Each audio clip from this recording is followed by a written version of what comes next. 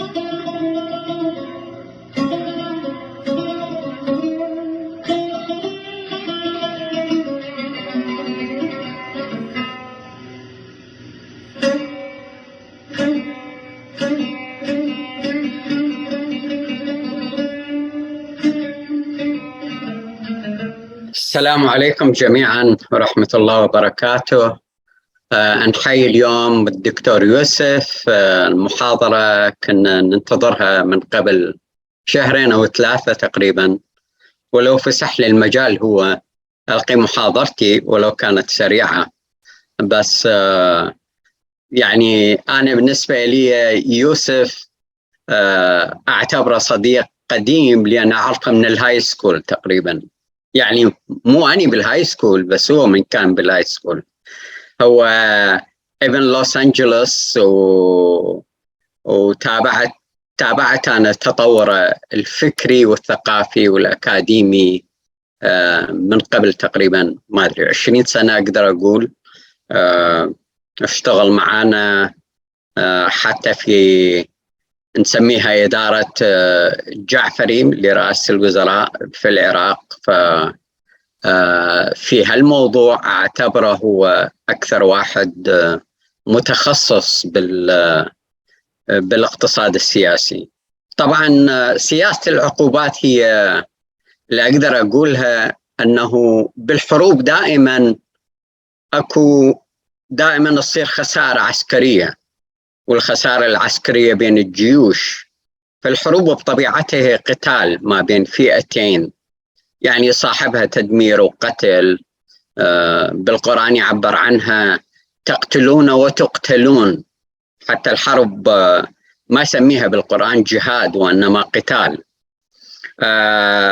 في كل حرب صاحبها خسائر مدنية، وهاي تلحق الأذى والدمار في البنية التحتية المدنية، وبالإضافة تدمر مقومات المعيشة لأي شعب. وهاي في الواقع يعني وجدوا لها مصطلح جديد وعلى أساس حضاري يسموه collateral damage.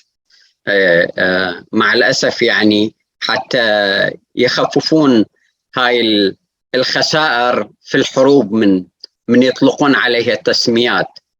تشوفون أنتم بالإعلام دائما يركزون على collateral damage كأنه قاعد يهدمون أراضي ولا ما يذكرون خسائر المدنية ولا. فالمعيار الأخلاقي في الواقع لكل الحروب عبر التاريخ ما تكون معيار أنه عدد الخسائر في القتلى مال الجيوش. في الواقع المعيار الأخلاقي لكل الحروب هي الخسائر غير المباشرة اللي توقع المدنيين. يعني من ننظر للحروب حتى مثلا خلينا نقول على هولاكو، ما نذكر أنه كم قتل من الجيش الإسلامي خلينا نقول أو العربي أو البغدادي، وإنما نقول مثل عدد القتلى المدنيين الموجودين في بغداد، الكتب اللي أحرقها، الجوامع.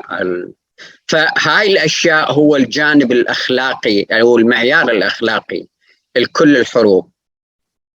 فcollateral damage أشوف يعني أنا أتنرفز منه، لأنه يحاول يخفف هاي الوقائع الإنسانية اللي تحدث بالحروب. نجي على العقوبات، لأن يوسف راح يحكي لنا على العقوبات. العقوبات هي في الواقع حرب فقط تأذي الكولاترال دامج، أو يعني تصيب الكولاترال دامج. هي خسائر جانبية تقع على المدنيين في الواقع مو العسكريين. تلحق الضرر بالشعوب أكثر مما تلحق الضرر بالأنظمة السياسية أو جيوشها.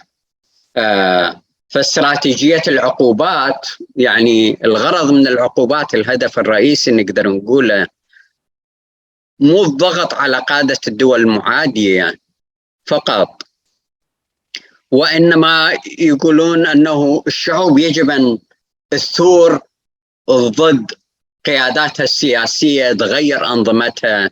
استراتيجية العقوبات الاقتصادية عادة هي أهدافها السياسية من أجل تغيير، بس يعني ما تلقى، يعني هي راح يذكر لكم أنه يوسف أنه هاي هي حروب مخفية ضد الشعوب الموجودة، وتقودها يعني عبر تاريخنا من قبل تقريبا أكثر من 120 سنة تقودها الولايات المتحدة دائما.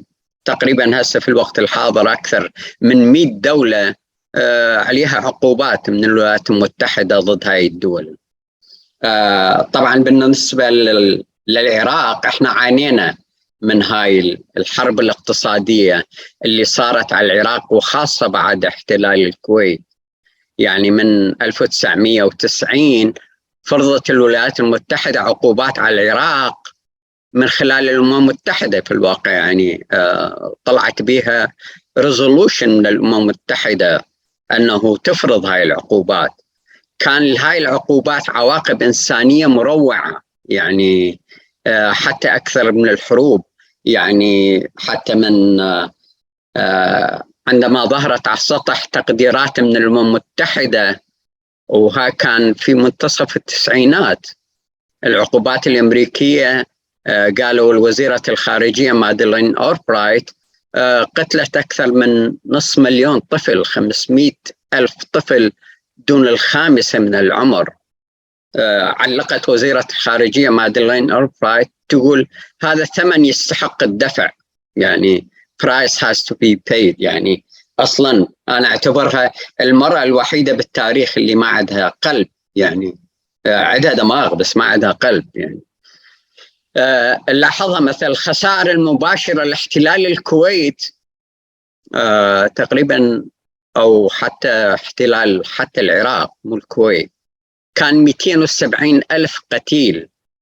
الغير المباشرة تقريبا بهالجانب 90,000 مدني. بس العقوبات الاقتصادية كلفت العراق حوالي 4% من الشعب العراقي. هاي 4% يعني احنا 500,000 فقط الأطفال. 4% لو نقارنها بالمجتمع الأمريكي تقريبا مثل العراق جاي محتل أمريكا ومسبب موت 12 مليون نسمة. هذا في شيء مهول، يعني يعني لا يعقل.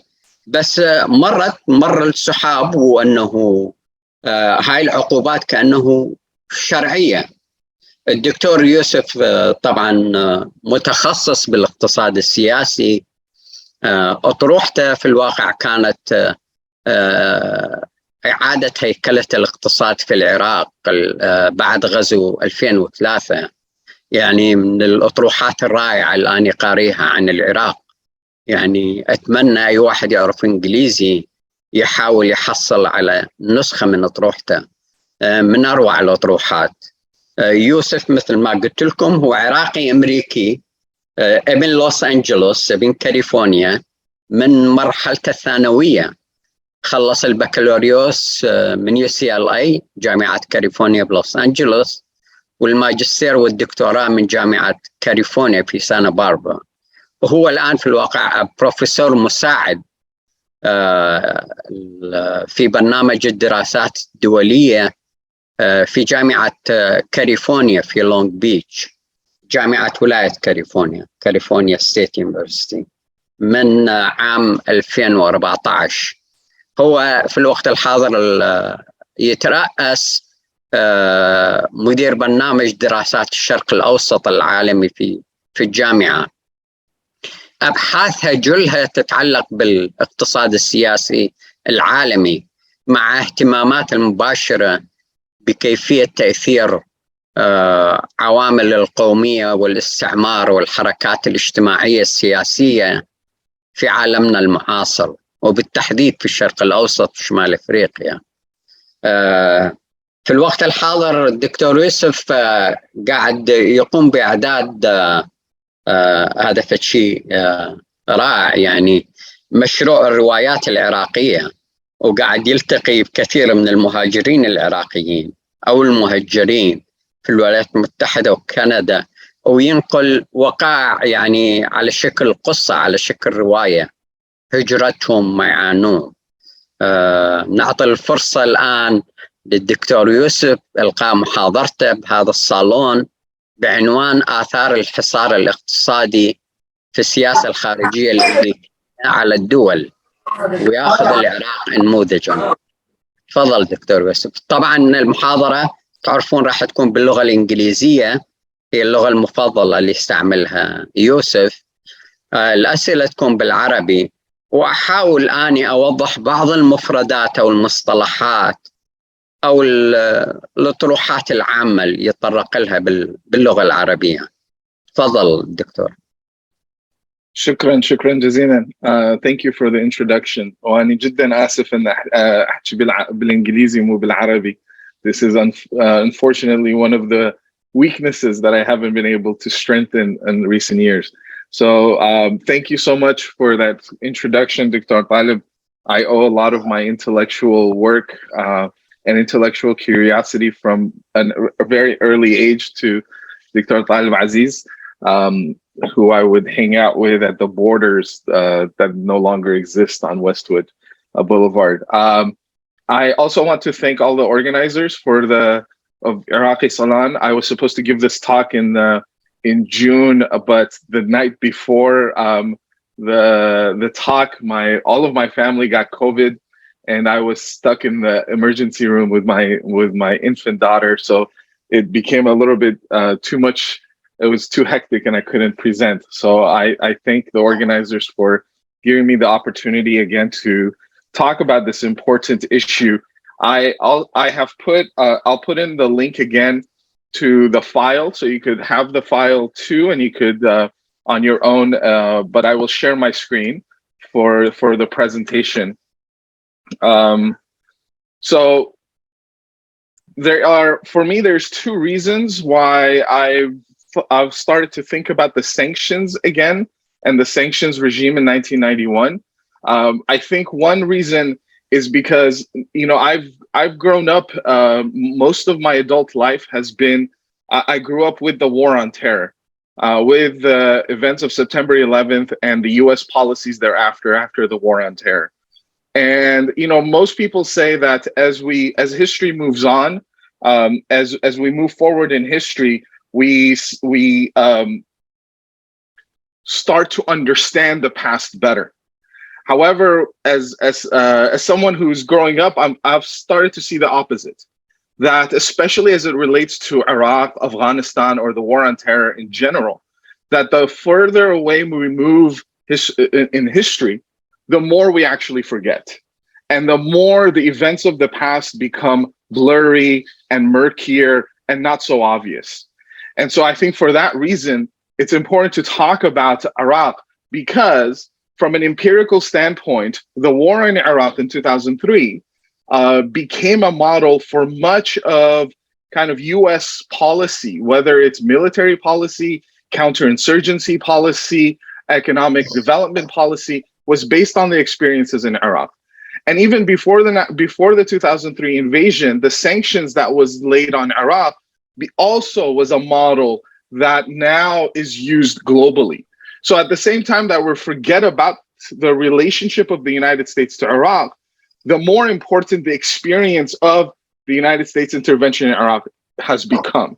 That's one. The second reason why I think this is an important one is because of kind of the contemporary political situation we're in, where the war with Russia, or the war between supposedly Russia and Ukraine, has become a way in which the United States and Great Britain are able to kind of whitewash their past crimes or their past activities, and to pose a situation where the world is divided between a liberal civilized West and an East led by Putin that is irrational or savage.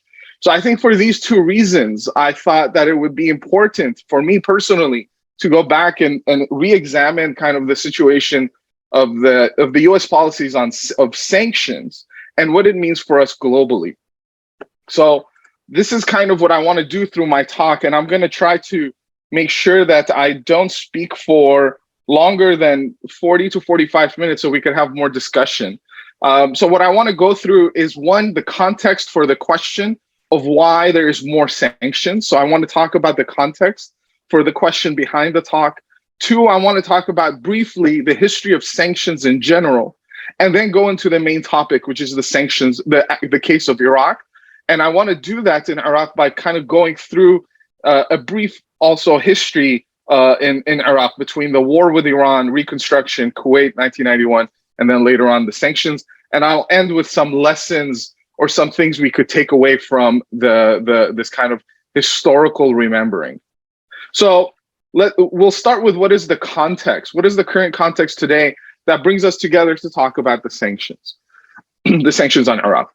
One is that there is an increasing use of sanctions in the international system, but particularly by the United States. Right now, the United States has sanctions on 23, by my count, 23 different countries. And this has been a pattern that has really increased over time, and really increased since the sanctions that were laid on Iraq, particularly. Two, the other context is the normalization of sanctions as a standard policy. That sanctions is just kind of one of the common policies that we go to that we could use against other state actors predominantly. So sanctions are usually used against state actors, even though there are some sanctions against individuals linked to different kinds of groups. And third, the context is the view of sanctions. The way we understand sanctions is usually as a diplomatic tool, as opposed to a tool of violence or war. So we don't think of sanctions as war. We think of sanctions as somehow being nonviolent. So these are the kind of contexts behind behind the question that we're trying to address in this talk. So, and it is good to be clear at the outset that when I mean the rise of sanctions as a policy tool, the United States is the main actor that uses this policy. It's the main actor that promotes this policy, and it's the main actor that enforces this policy across the world. It is not necessarily the United Nations or a global governing institution. The United States uses its various regional cliques, such as NATO or the Organization of American States, and it masquerades as an international body claiming to act on behalf of the international community. So I hope to show this case in what happened in Iraq itself. So the question is, why have sanctions become so prevalent? Why do we see so much sanctions? So here I want to lay out two separate types of reasons. I want to put out three reasons about the nature of the economy and politics itself. And I want to lay out four reasons that are ideological, meaning in terms of how the US thinks of itself. So first, in terms of the material or the economic reasons of why sanctions have become so prevalent.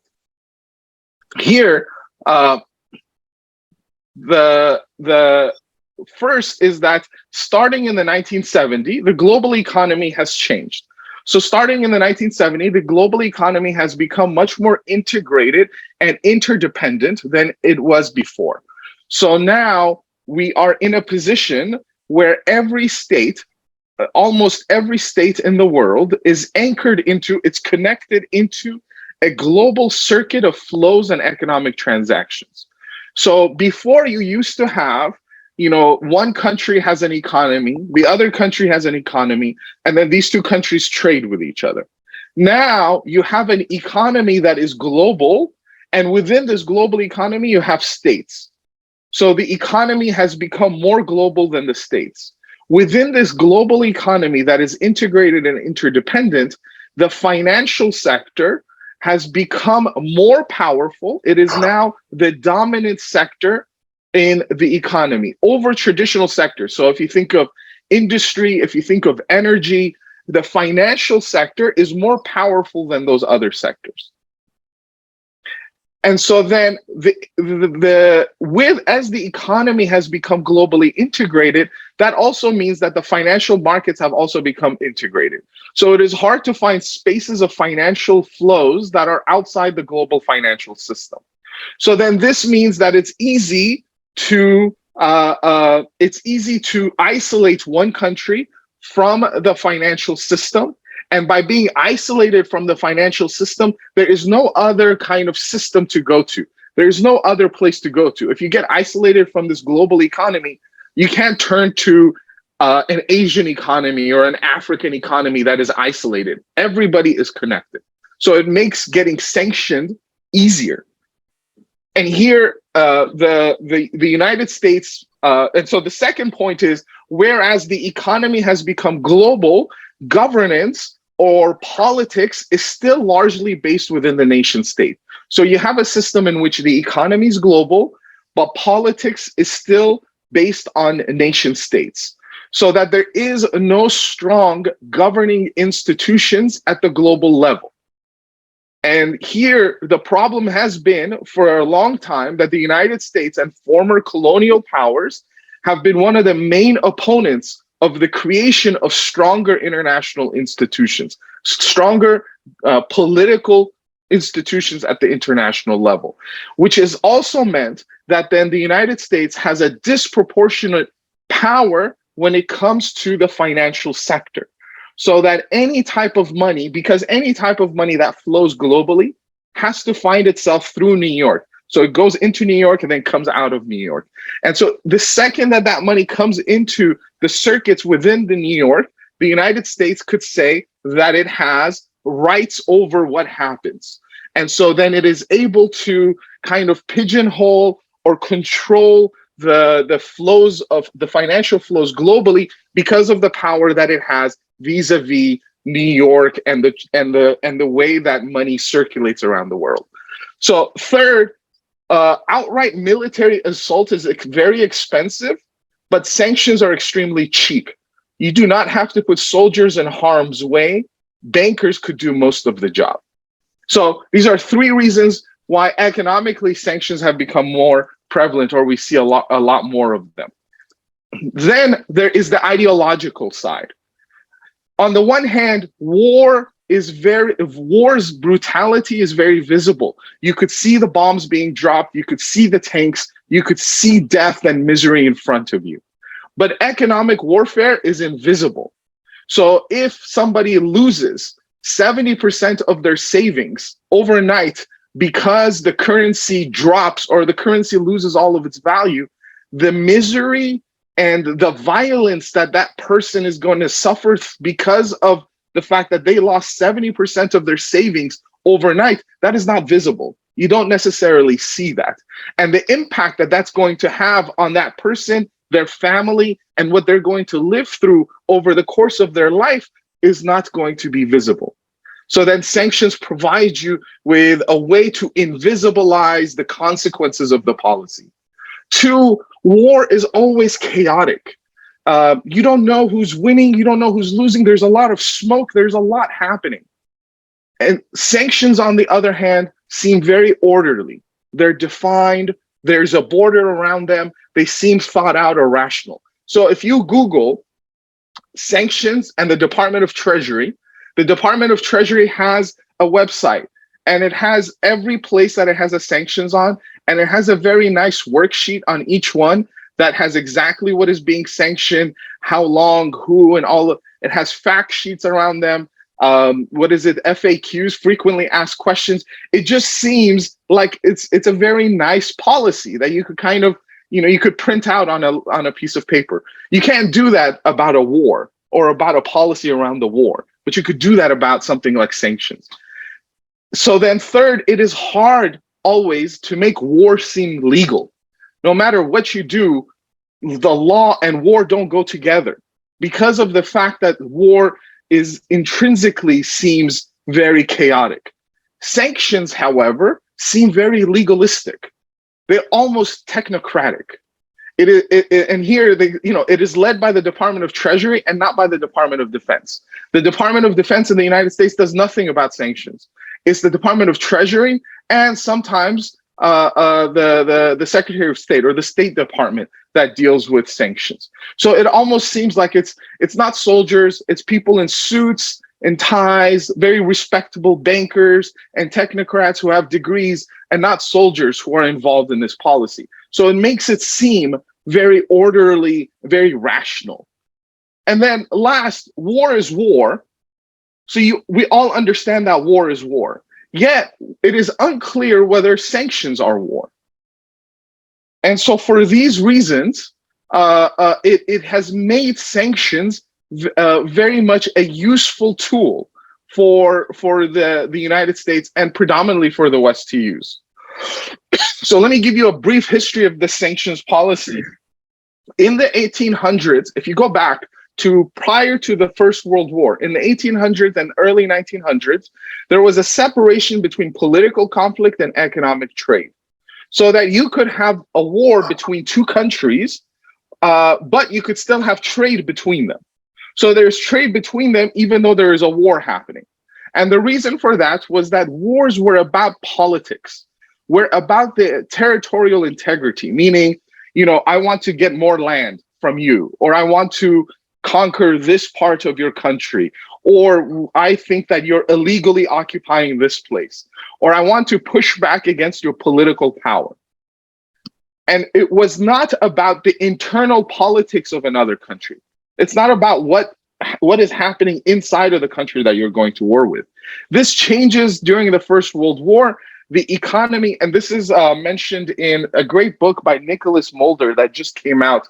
I'm sorry, I don't have the picture of it, but I could give you the reference for it, about the history of sanctions. That's very useful. And he argues that that this changes in the First World War, that the economy becomes part of the war as well. So that today it is normal to think that if you are at war with a country, you don't trade with them, you don't have economic ties with them also. President Woodrow Wilson of the United States was one of the first to start pushing for sanctions as a political objective, as a way to change the internal dynamics of a country. And after the 1940s, during the Cold War, the US starts to pursue sanctions as a means of imposing political demands on how countries were governed internally inside those countries. So, to put this into context, what's happening after the First World War, this isn't something that happens accidentally. After the First World War, this is a time of political independence for many formerly colonized countries. Many countries that were colonized before become independent after the First World War. And after that, the West, the countries who used to be the colonial powers, had to now think about, what are we going to do with these independent states? How do we let the countries that we used to colonize, now they're going to be independent?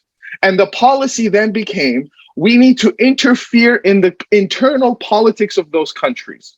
Why? Because the argument was that these countries do not know yet how to govern themselves, so we need to make sure that they know how to govern themselves in order to be independent.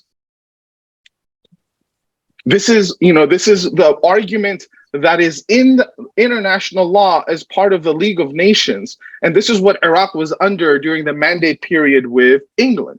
The argument was that England needed to tutor Iraq so that it could become independent. In other words, Woodrow Wilson is called a liberal internationalist. This is part of liberal internationalism. And liberal internationalism has always operated, and I want to be specific here, from a racialized worldview. It understood the world through racial assumptions, meaning that there is a group of people, according to liberal internationalism, who have intrinsic guaranteed sovereignty. Some countries like the United States or England have sovereignty. They have control over their territory, and that is guaranteed by the fact of who they are. But yet there's other countries like Iraq or Iran or all of the colonized world, even including China, for whom they need to prove that they deserve and have the ability to be independent and sovereign. And so there is a big distinction in the world. So this is a system for me, of white supremacy in its most sophisticated manifestation. And you're going to see this continuity even until now and during the sanctions. So that to conclude this part, economically, it has become much more feasible and logistically easier to use sanctions. And ideologically, it allows the West and the US to talk of themselves as orderly, legal, law-bound, rational, proportional, in a word that allows them to be enlightened. And it does this while hiding the brutality, chaos, inhumanity, and a policy of perpetual war. So so sanctions have become a way of isolating a society without declaring war. It has become a legal, political, and rhetorical way of being in war without saying you're in war. So the United States is currently engaged in 22 wars if you take the sanctions as a notion of war. But the United States says that it's not under a war. So this is the backdrop, and I want to now introduce the case of Iraq. In order to understand kind of the sanctions regime, if you look at the brief timeline of Iraq, and I'm not going to spend too much time on this, but if there's questions, we could get into the specifics. So before the 1980s, so prior to the war with Iran, there was a period of economic growth and increased state capacity. Most of this has to do with increased oil revenue and, quite frankly, the policies of what I call what scholars have called the Third World Project. So the policies that started with Abdul Karim Qasim, that then also some of which continued during the Ba'ath regime. By the 1980s, they were able to provide economic growth that Iraq hadn't seen before. Then you had the Iran-Iraq war between 1980 and 1988. Here, one of the things that happened is the entrenchment of Saddam as the leader of the Ba'ath Party in Iraq, and the militarization of Iraq's economy and a stagnation of the economy at the same time. So you had the military becomes more dominant, more of an important player in the economy, while at the same time, other parts of the economy stagnate or they stop developing. Then you had a period of a brief reconstruction period between the war in Iraq and the invasion of Kuwait. This is a period of intense privatization and selling off state assets. Then the invasion of Kuwait, and then the sanctions which happened between 1991 to 2003, and then the American occupation thereafter. So now let's go into specifics as it relates to the sanctions. The war with Iran, politically what it did was that it allowed both in Iran and Iraq, the elites that had control prior to the war, by the time the war finishes, those elites become firmly in control of both places. So Saddam had just got into power. By the end, he becomes much more powerful and controls power. And in Iran, the same thing happens. Those in power are able to get rid of opposition forces through the excuse of the war. So that's politically. Economically, the war militarized the Iraqi economy. So just to give you an example, in 1975, only 3% of the labor in Iraq was in the military. By 1980, that number grows to 13.4%. And by 1988, it reaches 21%. Military spending increases from $1 billion in 1970, which is 19% of GDP at the time, to $12.1 billion or 23% of GDP by 1988. So put it in other words, in 1980, Iraq's military imports were 17% of total imports, but by 1984, it had reached 83% of total imports. Military hardware accounted for most of this increase. There's the scholar I refer a lot to is Abbas al-Nasrawi. He's done great work on the Iraqi economy. One of the ways that Iraq is going to pay for this increased spending on the military was through what Al-Khafaji calls strategic rent. Strategic rent here was paid by Gulf countries to Iraq as a way of defending them from Iran. And so when the war in Kuwait gets fought, a lot of it was based on, or Saddam uses the idea of, you didn't pay the strategic rent that you were supposed to pay. That was part of kind of the reasoning. You know, whether it's a lie or truth is another matter, but that's kind of what he said. And it's important too that during the war, the United States becomes involved from very early on. It takes a very pro-Iraqi policy, and this happens partially because the oil sector, investors are worried about the decrease in oil output. And here the United States puts a lot of pressure, or in agreement with Saudi Arabia, increases the production of oil. So Saudi Arabia was responsible for nearly 62% of oil production in the Middle East and received 66% of the revenue of oil sold at the time, an increase of 20% from 1978. And this was, again, a response both to the increase in oil prices that happens in the 70s, and two, as a result of this, the Iran-Iraq war. Even though initially the United States had a policy of containment and attrition for both Iraq and Iran, it changes. In 1987, for example, both Iran and Iraq target oil tankers, and the Saudis and Kuwaitis felt threatened as this escalated, especially as Iran made gains in southern Iraq.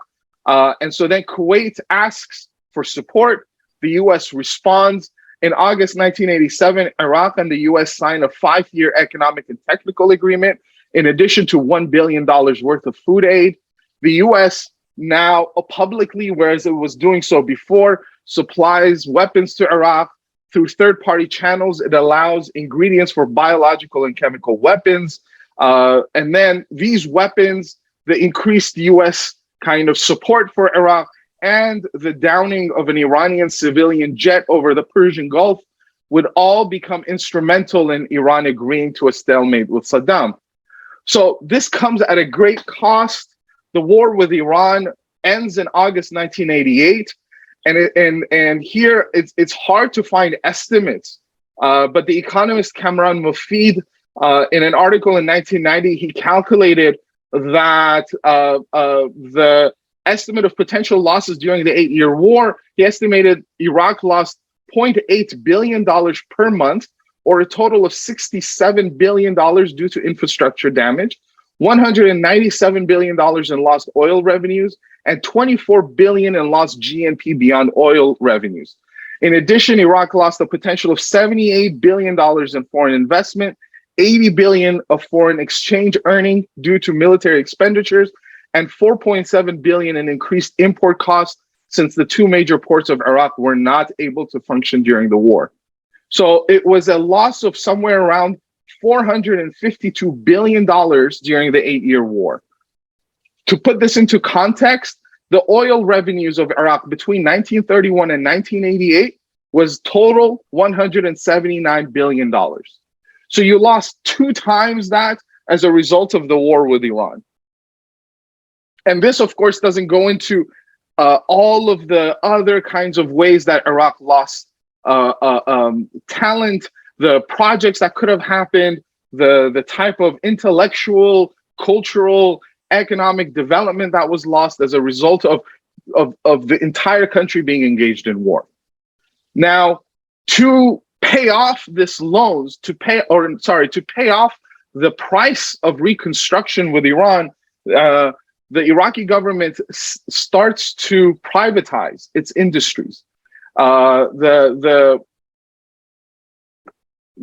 sociologist Kiran Aziz Chaudhry says that the privatization of Iraq's economy was one of the most successful privatization efforts in the region, where Iraq sold off a lot of its public sector, and it opened itself up to foreign investment. And she says there were 3 reasons why Saddam does this.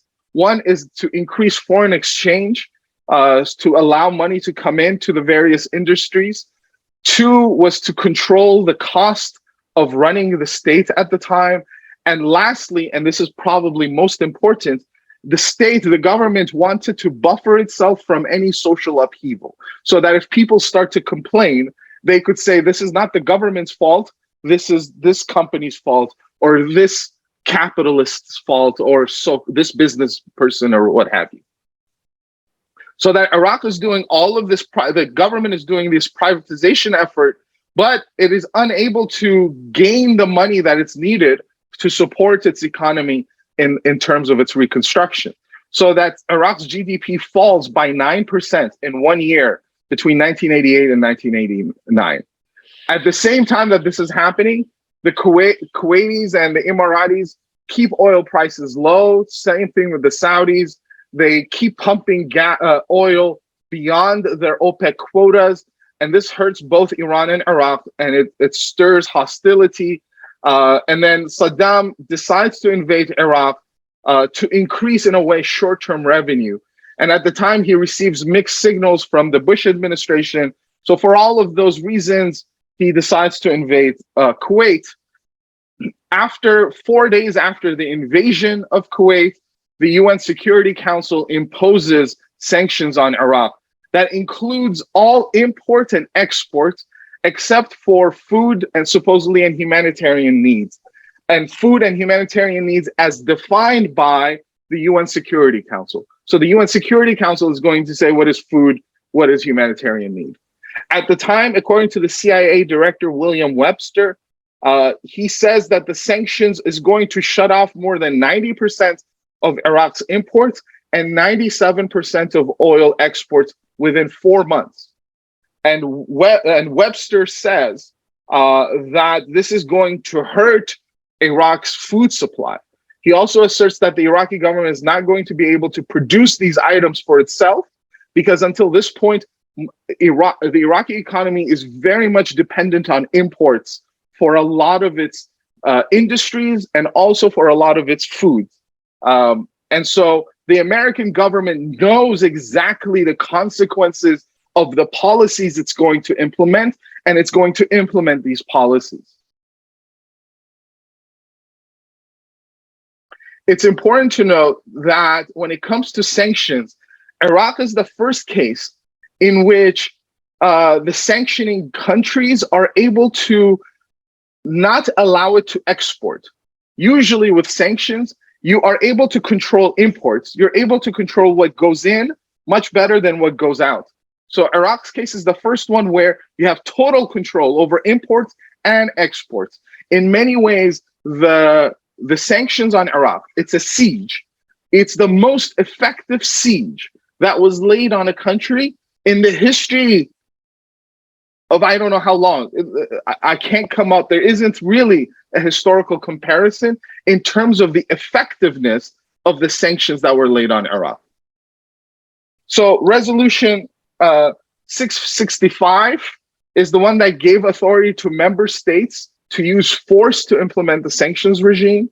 The Security Council also met on September 13th, 1990, to adopt Resolution 666.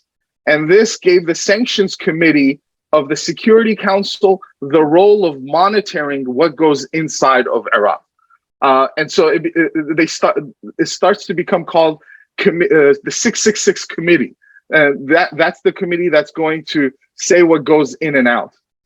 In the Security Council, it was Cuba and Yemen who attempted to lift the food blockade. And they said that access to basic foodstuff and to adequate medical assistance is a fundamental human right to be protected under all circumstances. The UN Security Council voted down the proposal of Cuba and of Yemen. And they passed instead Resolution 670 on September 25th, which extended the embargo also to planes flying to Iraq, making the sanctions complete and totally encompassing. So that even if the Gulf War had not taken place, the Iraqi economy would have been crippled by this time. But yet there is a war that happens.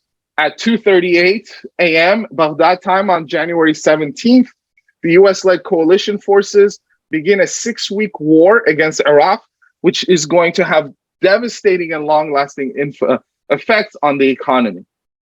And here I want to be clear on some history that I think is forgotten on purpose.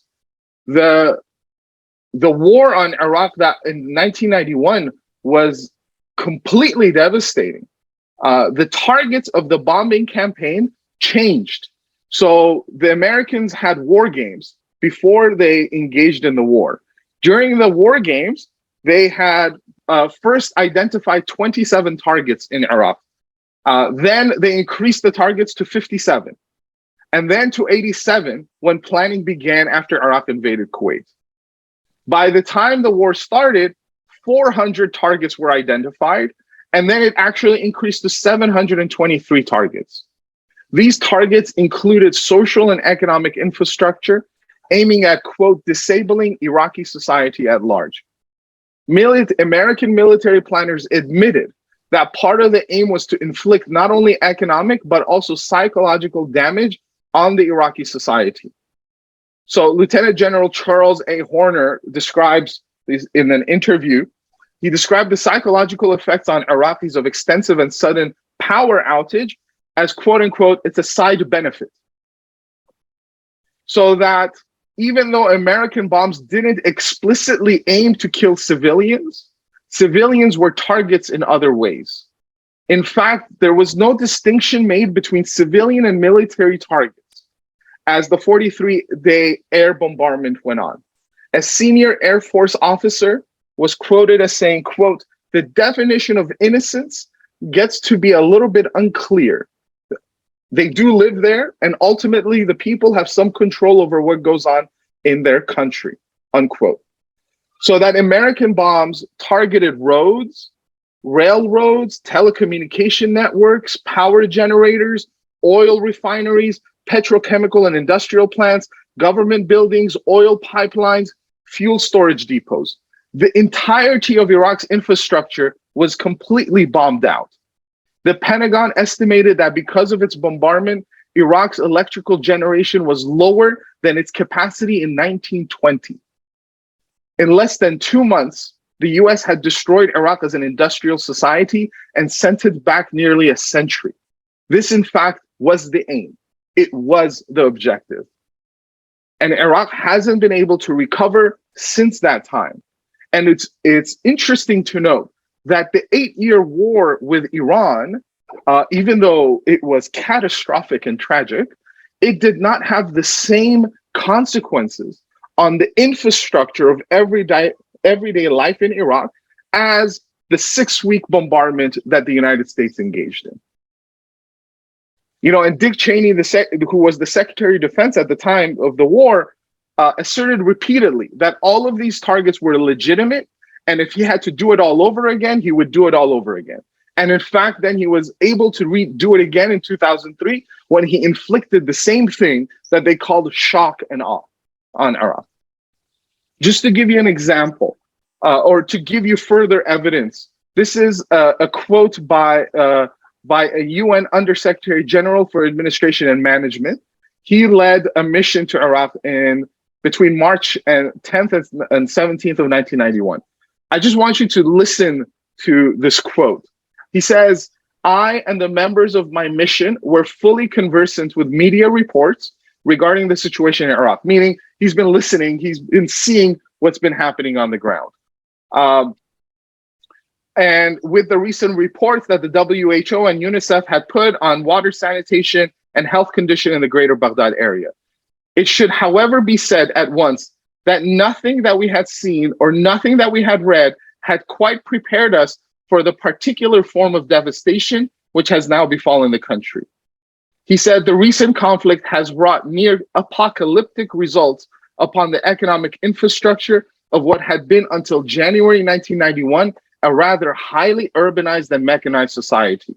Now, most means of modern life support have been destroyed or rendered tenuous. And this is the key. Iraq has, for some time to come, been relegated to a pre-industrial age, but with all of the disabilities of a post-industrial dependency on an intensive use of energy and technology. So that Iraq had lost all of its infrastructure. And so this is important as the context for the sanctions. So the war ends with the United States. After the end of the American bombardment, Resolution 687 extends the economic boycott and sanctions on Iraq, despite lifting the food blockade. So the situation on the ground then stays the same until 2003 when the sanctions are lifted. Here I make a point of talking about in the same context, the Iraqis on the ground rebelled against Saddam's regime, especially in the north and in the south. And I just want to make this point because it's maybe a tangent, but within 2 weeks, 14 of Iraq's 18 governorates had fallen under rebel control. But this was not something that the Americans were happy with. Defense Secretary, again, Dick Cheney said, "I'm not sure whose side you want to be on between the rebels or Saddam." So they allowed, and here the agreement with General Schwarzkopf allowed the Iraqis to use, the Iraqi government to use air power, which the rebels couldn't match. And at that time, Colin Powell, who was the chairman of the Joint Chiefs of Staff, said, "Our practical intention, so our policy, was to leave Baghdad enough power to survive as a threat to an Iran that remained bitterly hostile towards the United States." So that the policy was to keep the Iraqi government in place, even though we're going to lay sanctions that's going to devastate the country and the people. As a result, just of the rebellions, the estimates range of the number of killed between 20,000 and 100,000, with another 15,000 to 30,000 dying in camps, and another 4,000 to 16,000 dying of starvation and disease. Yousef, Yes. just 5 minutes to wrap it up. Okay. So this is just to show in terms of kind of what the Americans say and what they do. The sanctions are going to follow for 13 years. And so this creates, one of the things that it does is it creates massive amounts of inflation as the price of the dinar hits record lows. So inflation goes up, and we're talking in the order of the inflation rose from 6% in 1989 to 500% in 94. The dinar depreciates at a level where in 1990, 4 dinars could buy $1 to where 1,700 dinars could buy $1 in 1995, a drop of 425%. People stopped using banks, the public sector. So even if you had jobs, a lot of the people in private sector lost their jobs. In the public sector, the people who did have jobs, the money that they got just wouldn't, because of inflation, it just couldn't pay for much. So I have some statistics about what this meant for people. For me, it always is a reminder of what this felt like, because as someone who didn't live in Iraq, you can't imagine what was going on. So the collapse in purchasing power of the Iraqi dinar, which depreciated by over 5,000%. So in 1995, food prices were 4,000 to 5,000 times their August 1990 levels, while average monthly salaries were only 3,000 to 5,000 dinars. So just to give you an idea, there was massive widespread malnutrition and starvation. The research has shown that, and this is a quote from Joy Gordon, this is she did great work on the sanctions, that notwithstanding the justification for the imposition, the sanctions have caused persistent deprivation, severe hunger, and malnutrition for a vast majority of the Iraqi population, particularly vulnerable groups: children under 5, nursing mothers, widows, orphans, the sick, the elderly, and disabled. So constantly there is this evidence that's put in there that we have to show kind of the human misery as a result of that.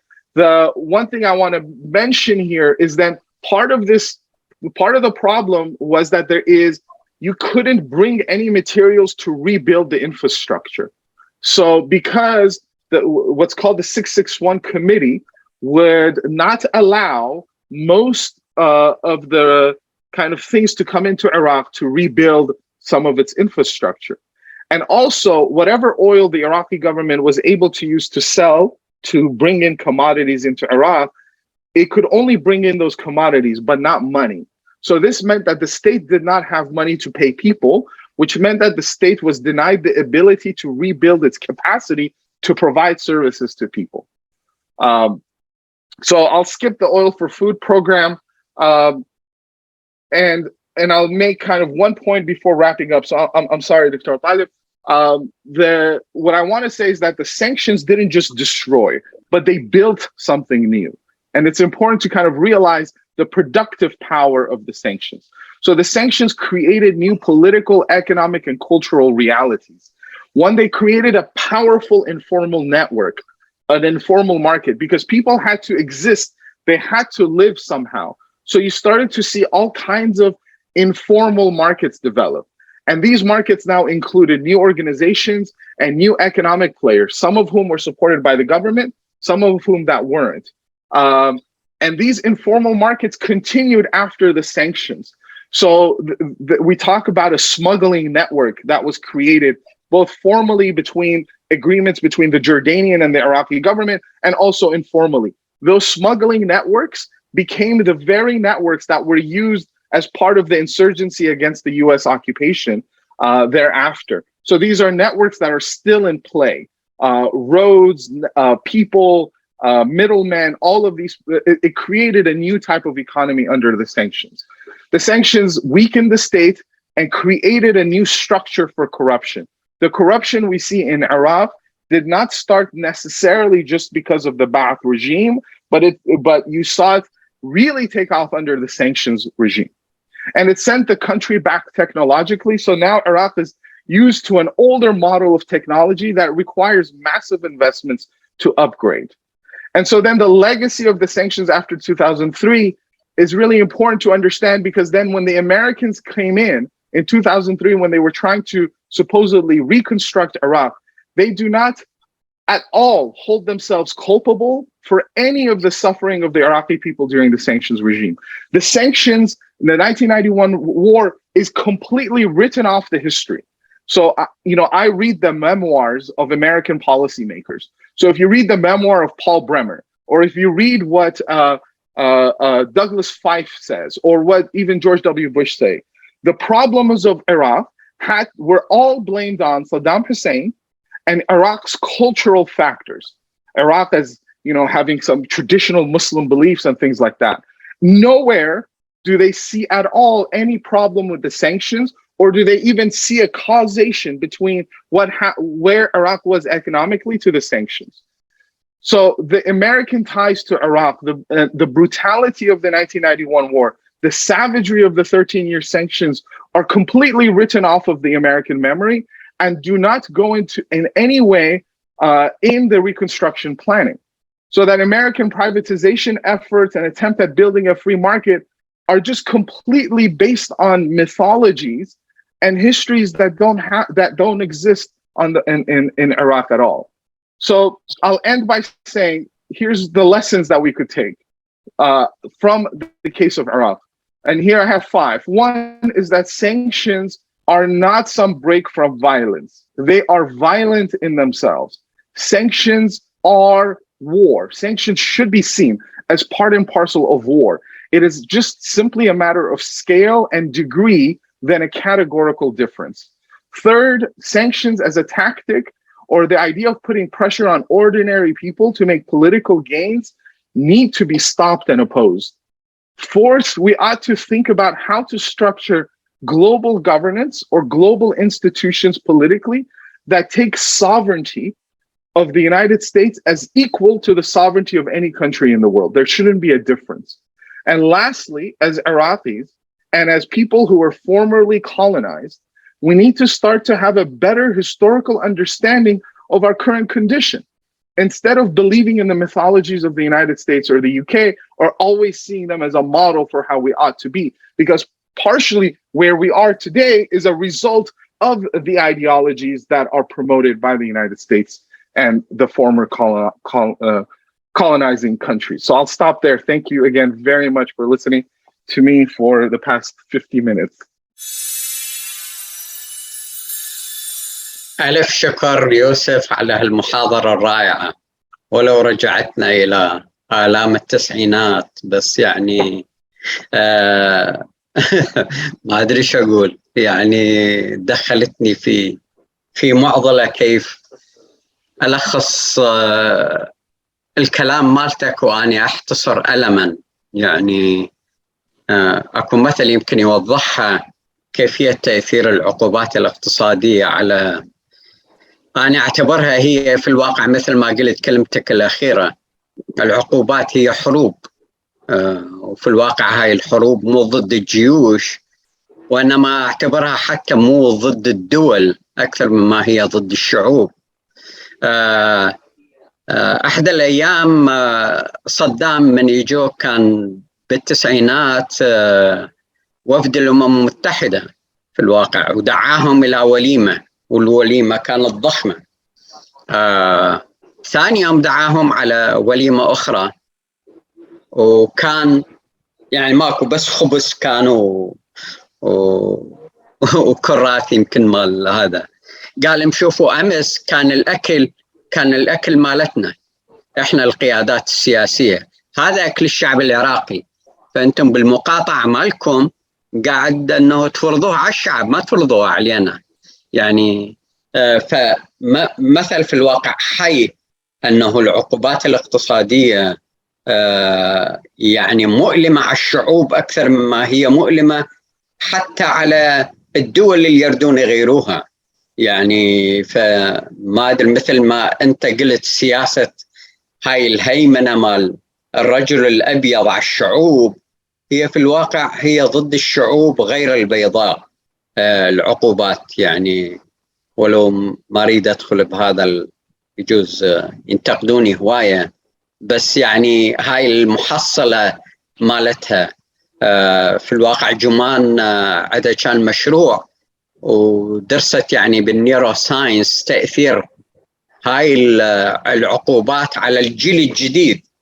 هسه أنت قلت لاحظت أنه تأثيرها السايكولوجي أو النفسي على الشعب العراقي، هي درستها في الواقع تأثيرها البنيوي على تكوين الأطفال.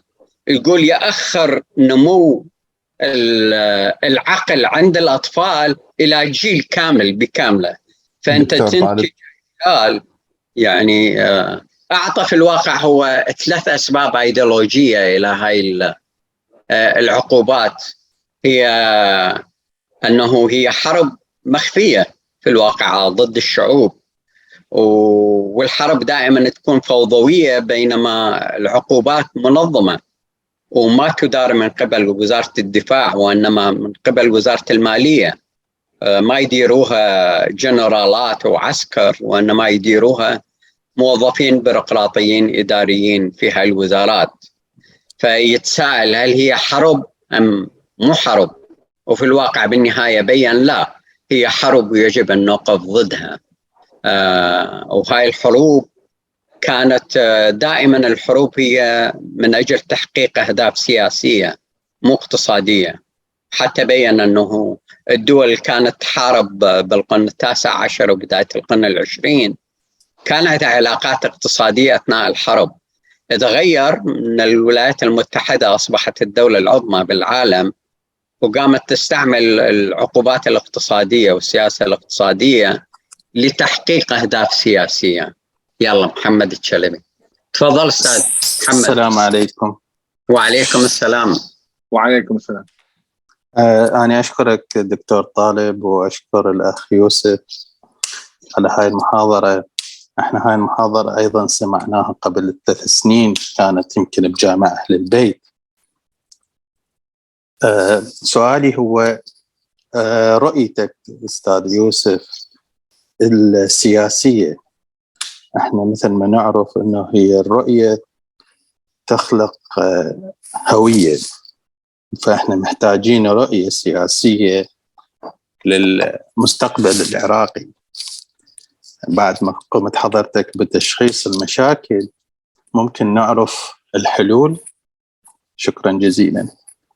دكتور شاكر المخزومي، دورك الآن، تفضل سيدي. السلام عليكم. وعليكم السلام. حقيقة مهما نقول، بس شكرنا الجزيل للأستاذ المحاضر الأستاذ يوسف، والأخ مقدمة الأستاذ طالب. حقيقة محاضرة ممتازة وإحاطة شاملة لموضوع يعني يؤثر في القلب قبل أن يؤثر في الآذان. أنا حقيقة كانت عندي ملاحظة بالبداية، بس أعتقد راحت بالكلام اللي قاله بالأخير بآخر لحظة. قال أن العقوبات لم تؤثر على المستهدف من العقوبات وهو الحكومة، وإنما نالت الشعوب. وهاي هي يعني الحقيقة اللي كنت أقولها بس انقالت.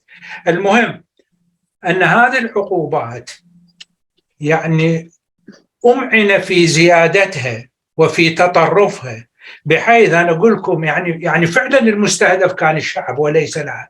أنه مثلا منع عنا بالعراق استيراد أقلام الرصاص اللي نعطيها للطلاب، حتى على أساس أن في القلم الرصاص أكو نسبة واحد بالمدري كم مليون من الرصاص اللي ممكن أن يتجمع. إذا جبنا 10 ملايين قلم نقدر نصنع لنا طلقة أو شيء من هالقبيل.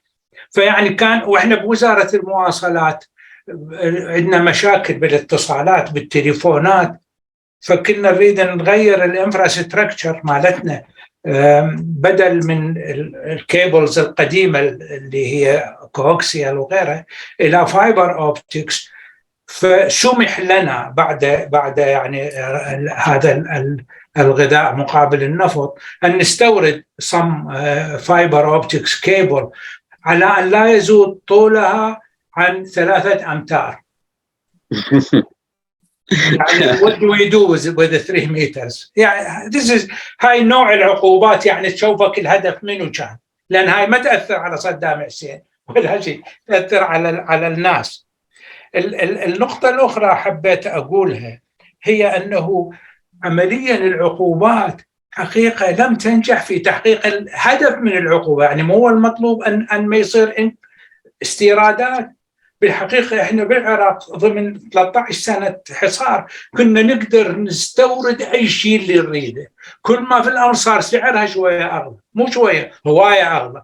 فهو التأثير على السعر ولم يكن هنالك منع، لأن دائما أكو طرق للالتفاف على العقوبات. والسمجلرز أو القشقشية حقيقة صارت عندهم سوق رابحة هناك. حتى يعني العقوبات على إيران اللي هي المطلوب منها إيقاف برنامجها النووي. الحقيقة البرنامج النووي الإيراني فلورشت بتأثير العقوبات. فعمليا العقوبات هي مجرد أذية للشعوب لا أكثر ولا أقل. كان عندي نقطة أخرى بس أذكرها، ما راح أدخل بالتفصيل حتى لأنه الأيادي المرفوعة صارت كلش كثيرة. وهي هنالك قول أنه البرايفتايزيشن بالعراق نجح كبير. حقيقة هذه فد ستيتمنت يعني مو صحيحة أو مشكوك فيها شكا كبيرا. شكرا جزيلا، ويعني أترك الفرصة للآخرين. شكرا أستاذ شاكر. أستاذ أزهار القيسي. أوكي. مساء الخير جميعا. مساء الخيرات. شكرا للدكتور طالب، شكرا للدكتور يوسف على هذه التغطية. بالحقيقة أنا راح أتطرق إلى ما حصل بعد 1991. أنا عاصرت الهجمات على كل مشروع وعلى كل بناية وعلى كل جسر، وعاصرت الإعمار وإعادة الإعمار لكل مرفق من مرافق الحيوية للدولة. ولو ما غطاها الأستاذ المحاضر مرحلة الإعمار، إعادة الإعمار، رغم أنا ما أتفق مع دكتور شاكر ولو كنا في نفس الوزارة أنه ممكن الاستيراد.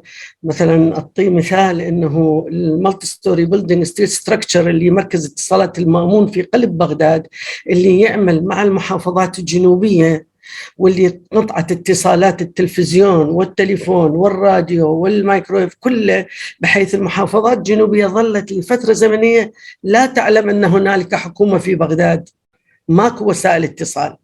فما قدرنا نجيب الهياكل الحديدية من بلجيكا للبناية، نفذتها شركة بلجيكية واستوردوا الحديد مالها والستيل ستراكشر من بلجيكا.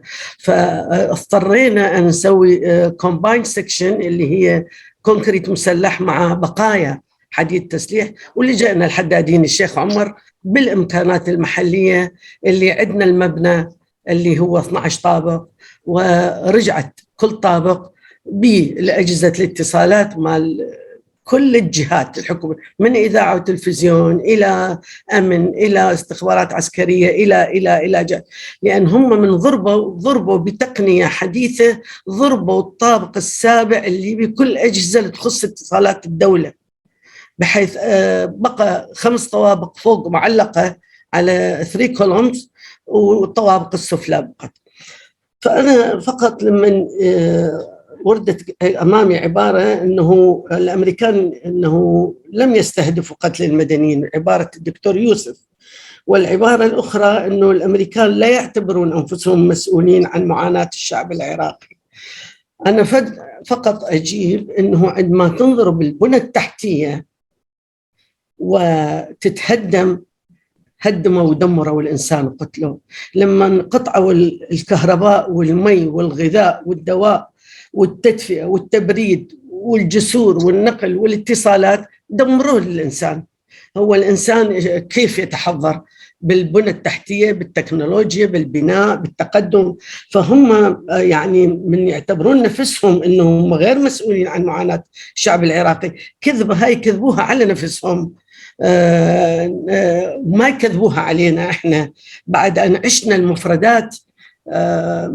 يعني اعطيكم مثال، محطة الأقمار الصناعية باللطيفية اللي هي تتصل مع أقمار انتكسات مع المنظومة الأمريكية وغيرها. يعني من استهدفوا الدشز الكبيرة في الأرض والأجهزة والبناية اللي بها المعدات، من قطعوا العراق عن العالم الخارجي وقطعوا الاتصالات كلية. هذا ما يسموه تدمير للإنسان العراقي، تدمير للبنية التحتية العراقية. أنا فقط يعني ردت بس أنه أقول هم المسؤولين الأساسيين. وبعدين نلاحظ التوقيتات الزمنية، وراء الضربة بيوم، يومين، 3، 4، يعني إحنا انضربنا أتصور 2/8/91، 7/8 صار الحصار، 7/8 الحصار صار. التوقيت الزمني بالبرمجة اللي هم عاديها إنه التدمير الإنسان العراقي، لا بل قتل الإنسان العراقي. وكانت عندنا مشاريع ماشيين بها ومستمرين بها، لو كانت تنفذ، مثلا خط سكك حديد بغداد كوت ناصرية بصرة مقصر، خط بغداد كركوك أربيل إلى تركيا، إلى الموانئ التركية بمواصفات حديثة ومتفقين مع الأمريكان وبعدين فحوصات تربة وتصاميم كاملة من شركات عالمية. طيب من شافوا إنه هاي المشاريع إذا استكملت فعلا رح يطلع العراق من خانة دول العالم الثالث. ففقط ردت أن أسلط الضوء على هاي الجوانب. هم المسؤولين عن من قتل، وليس القتل فقط بالسلاح، وإنما القتل بوسائل أخرى، وقتلوا الإنسان العراقي ولا زالوا يقتلون الإنسان العراقي إلى هذا يومنا. شكرا. طاب فوق أستاذ ست على هاي الكلمات المعبرة. شكرا ست أزهار. شكرا. يعني راح أرد بالإنجليزي يعني بس first, let me just say, in terms of what Brother Shaka, Ustad Shaka and Ustad Azhar just said, I mean, in some ways, you all are the experts, since you were in the part of the kind of the bureaucracy that was in Iraq while this was happening. So I appreciate your input. I feel like this is primary accounts of what was happening. So I have nothing to respond to. I think what you said is important, and part of what I'm trying to do is to try to make sense of these things analytically and to make sure that it is not forgotten, because I think it is forgotten. I think it is being forgotten. Not that there, let's say, let me put it another way. There is a political investment. There is an investment that goes on behalf in the United States Academy, in the universities, think tanks in the United States. There is an investment on the part of the U.S. state in forgetting this history.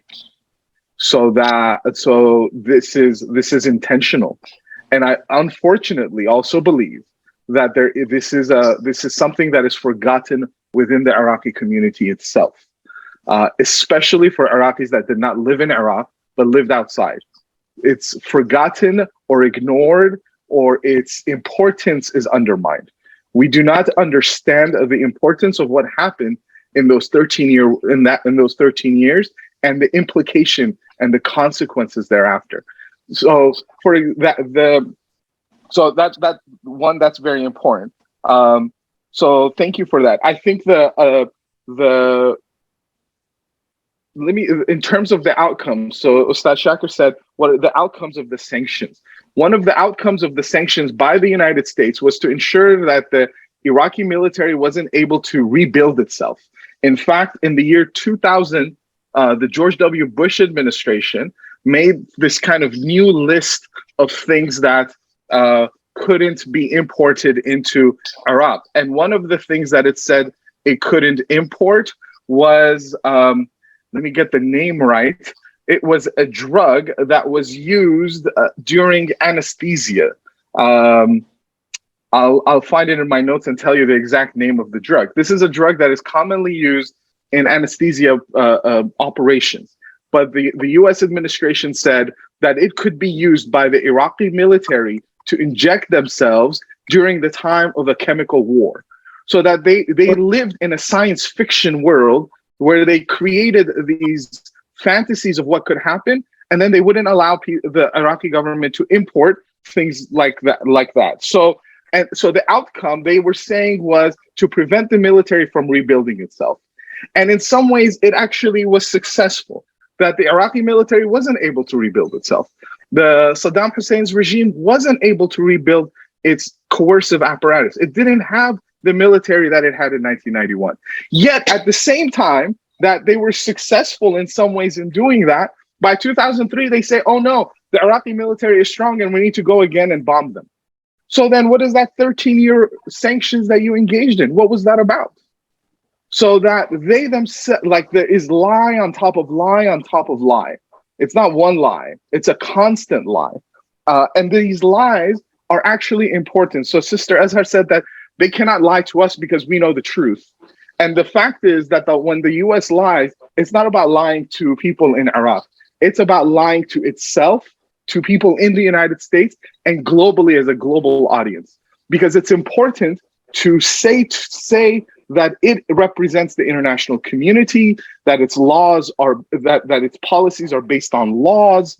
And so the lie that it says is important about itself as opposed to what has anything to do with Iraq. So it's always important to understand the lies of colonial countries.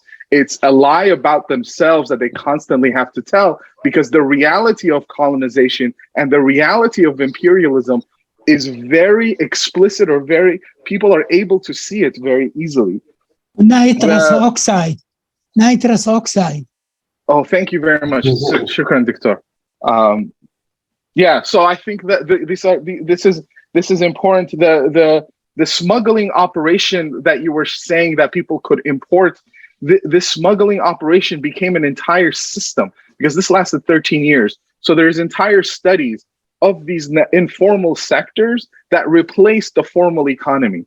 And so these things are still around, are being used currently for a lot of different reasons. So these are kind of the lasting legacies.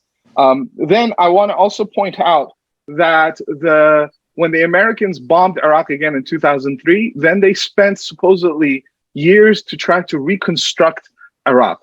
But they weren't able to they spent more than $18 billion, but those $18 billion were used in all kinds of different ways that we could have a different presentation about how they lost those $18 billion, or how those $18 billion was an investment in another type of kind of global profit making, whereby they were not able to reconstruct the infrastructure of Iraq. So I say this to say that currently the problems of sewage, of electricity, of some of these infrastructure problems has its roots all the way back to 1991 by the bombardment of the Americans. So it's important not to lose sight of the intimate relationship of the United States and Iraq in understanding the American and Iraq's contemporary politics.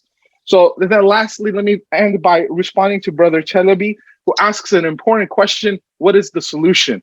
This question, unfortunately, is too big. So I would respond by asking you, who is the solution for whom, right? In other words, I could give you a list, 100-point list, and say, like, let's imagine that this list solves all the problems.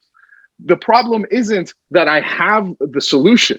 The problem is who's going to implement the solution. So when we're talking about what is the solution, are we talking about the solution in terms of the United Nations and in terms of the lack of any type of governing institution for the world, a problem that is caused by the United States itself because it has constantly undermined the power of the United Nations? The governments that actually developed the United Nations. So if you look at the UNICEF, the IAEA, the UNESCO Heritage Funds, all of these institutions were built by third world countries. It was Egypt, it was India, it was Iraq itself. It was these countries that were attempting to build global institutions. Why? Because they understood that the global institutions always hurt them. So they said for the first time, especially if you go back to 1973, they had the new international economic order. These countries came together and said, hey, you know what? We need to build governing institutions that support the majority of people around the world. Who stood against them? It was the Americans, and it was Western Europeans, and it was the Israelis. So what is the solution in terms of the United Nations? Is the solutions in terms of solution in Iraq? If it's the solution in terms of Iraq, I actually have to relegate or delegate that to the people living in Iraq and to the social movements that are emerging in Iraq. Or are we talking about the solution in the United States as people living in the United States, which then means something completely different? I mean, something that I talk to my students about, which is developing an imaginary political framework that questions some of the essential foundations of the American state and of the international organizations. So this is just to say this is a very complicated question. Yeah. What he means is a solution for Iraq. No, I'm sorry. I think because you are specialized and we are not in this field, you know. You are a political science. Is that correct? Yeah. And sociologist, let's say. Yeah, I need to be more specific. You are political science. And I want to quote one of for me, I respect him very well. His name is Ivan Krastev. He is from Belgium.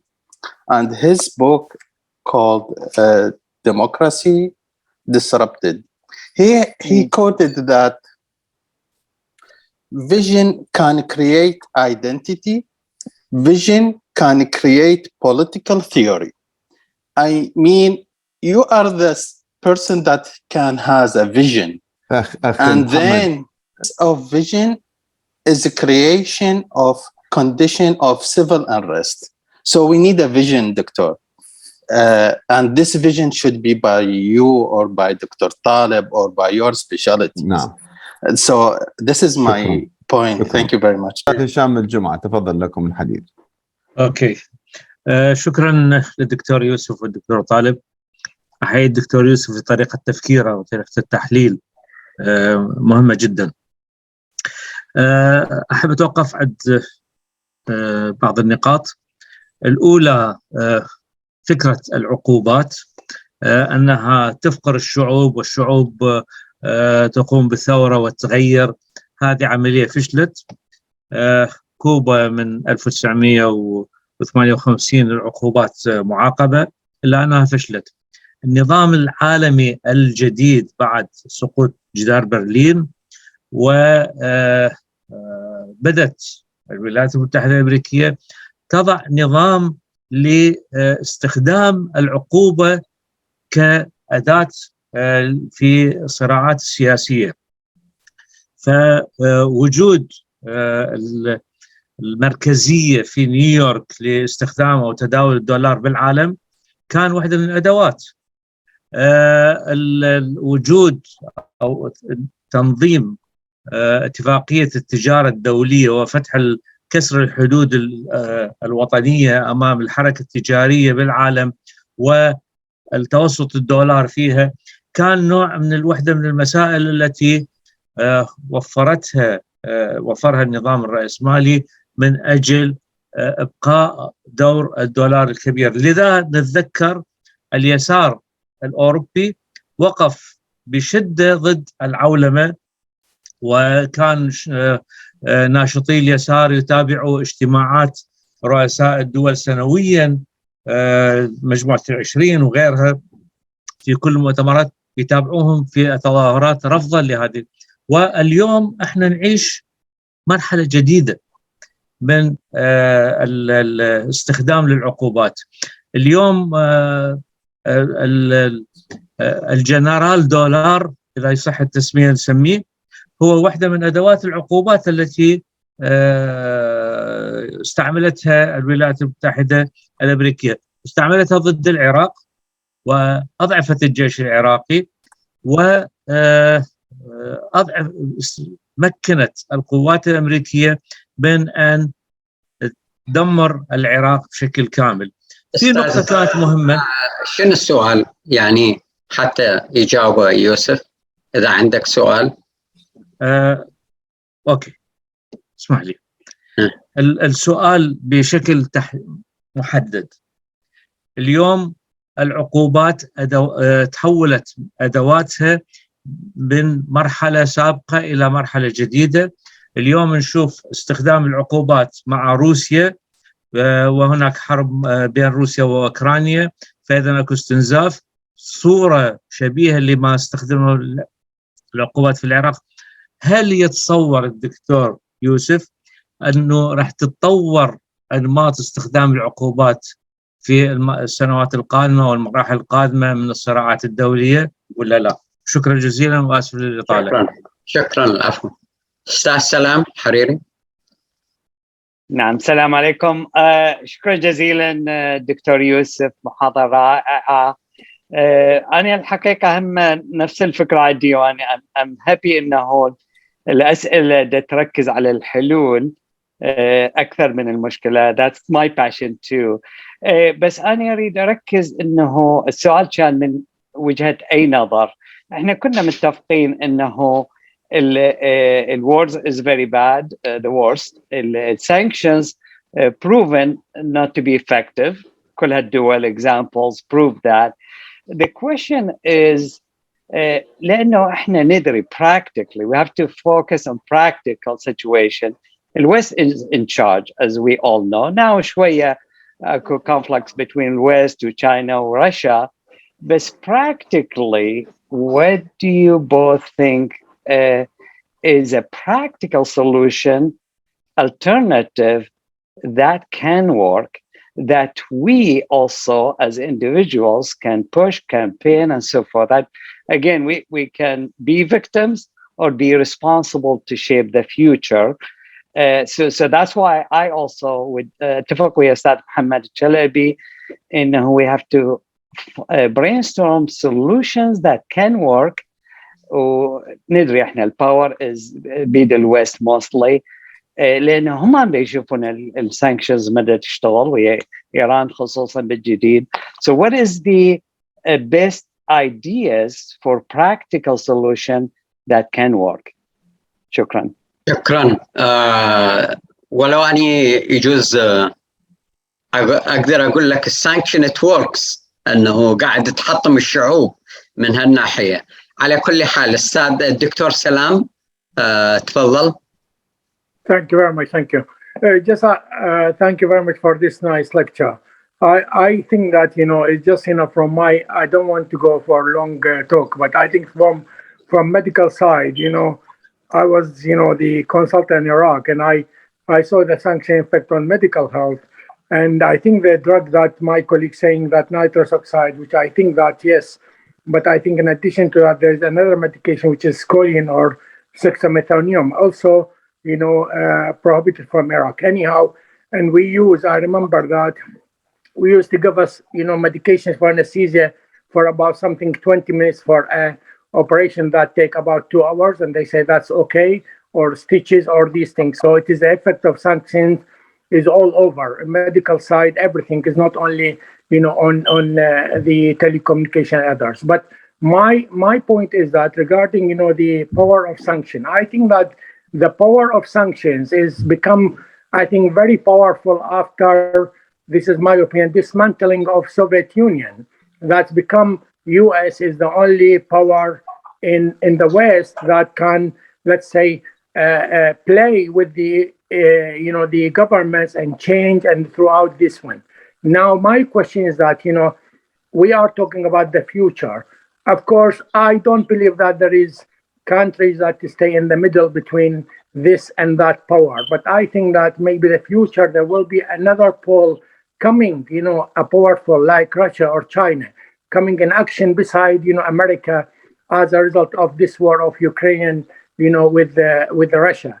So do you think that the sanctions will not be powerful in the future because of rising of another powers in the world? That's my question. And I think that we need one of the visions that, in Iraq, we need a government that goes with one side that will not make these sanctions work in the future. Thank you. تفضل أستاذ يوسف دكتور.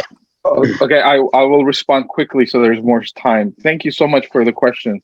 And I apologize. I say brother or Ustad. I don't know who has a doctorate, who doesn't. So Ustad Hisham. Okay.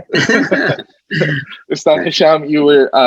Thank you. I think I like the history that you were telling. It's one that I do share also. The what was happening with the fall of the Soviet Union, the protests that were happening against globalization. So I would be curious to see kind of the thought process that you had. I thought it was a good history, and I would agree with you. There's kind of the new kind of moments today.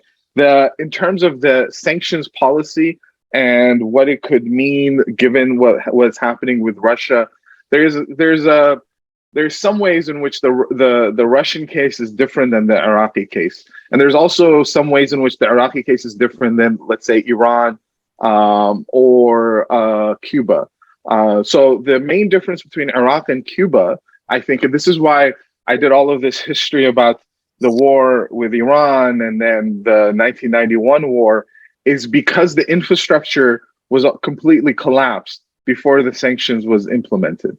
So if you in Iran or Cuba, you didn't have that, where, I mean, Iran had gone into a war, but then the level of destruction that the Americans imposed in Iraq didn't happen in Iran. So the government, even though they suffered, and the same thing with Cuba, it suffered greatly, there was a way in which the resources, the individuals, I mean, you heard from Brother Shakir and Sister Eza, I mean, that there was some infrastructure in terms of the people. There was also the infrastructure that already the government had. The government ministries weren't destroyed. And so the governments were able to somehow remedy the situation or try to ameliorate the effect.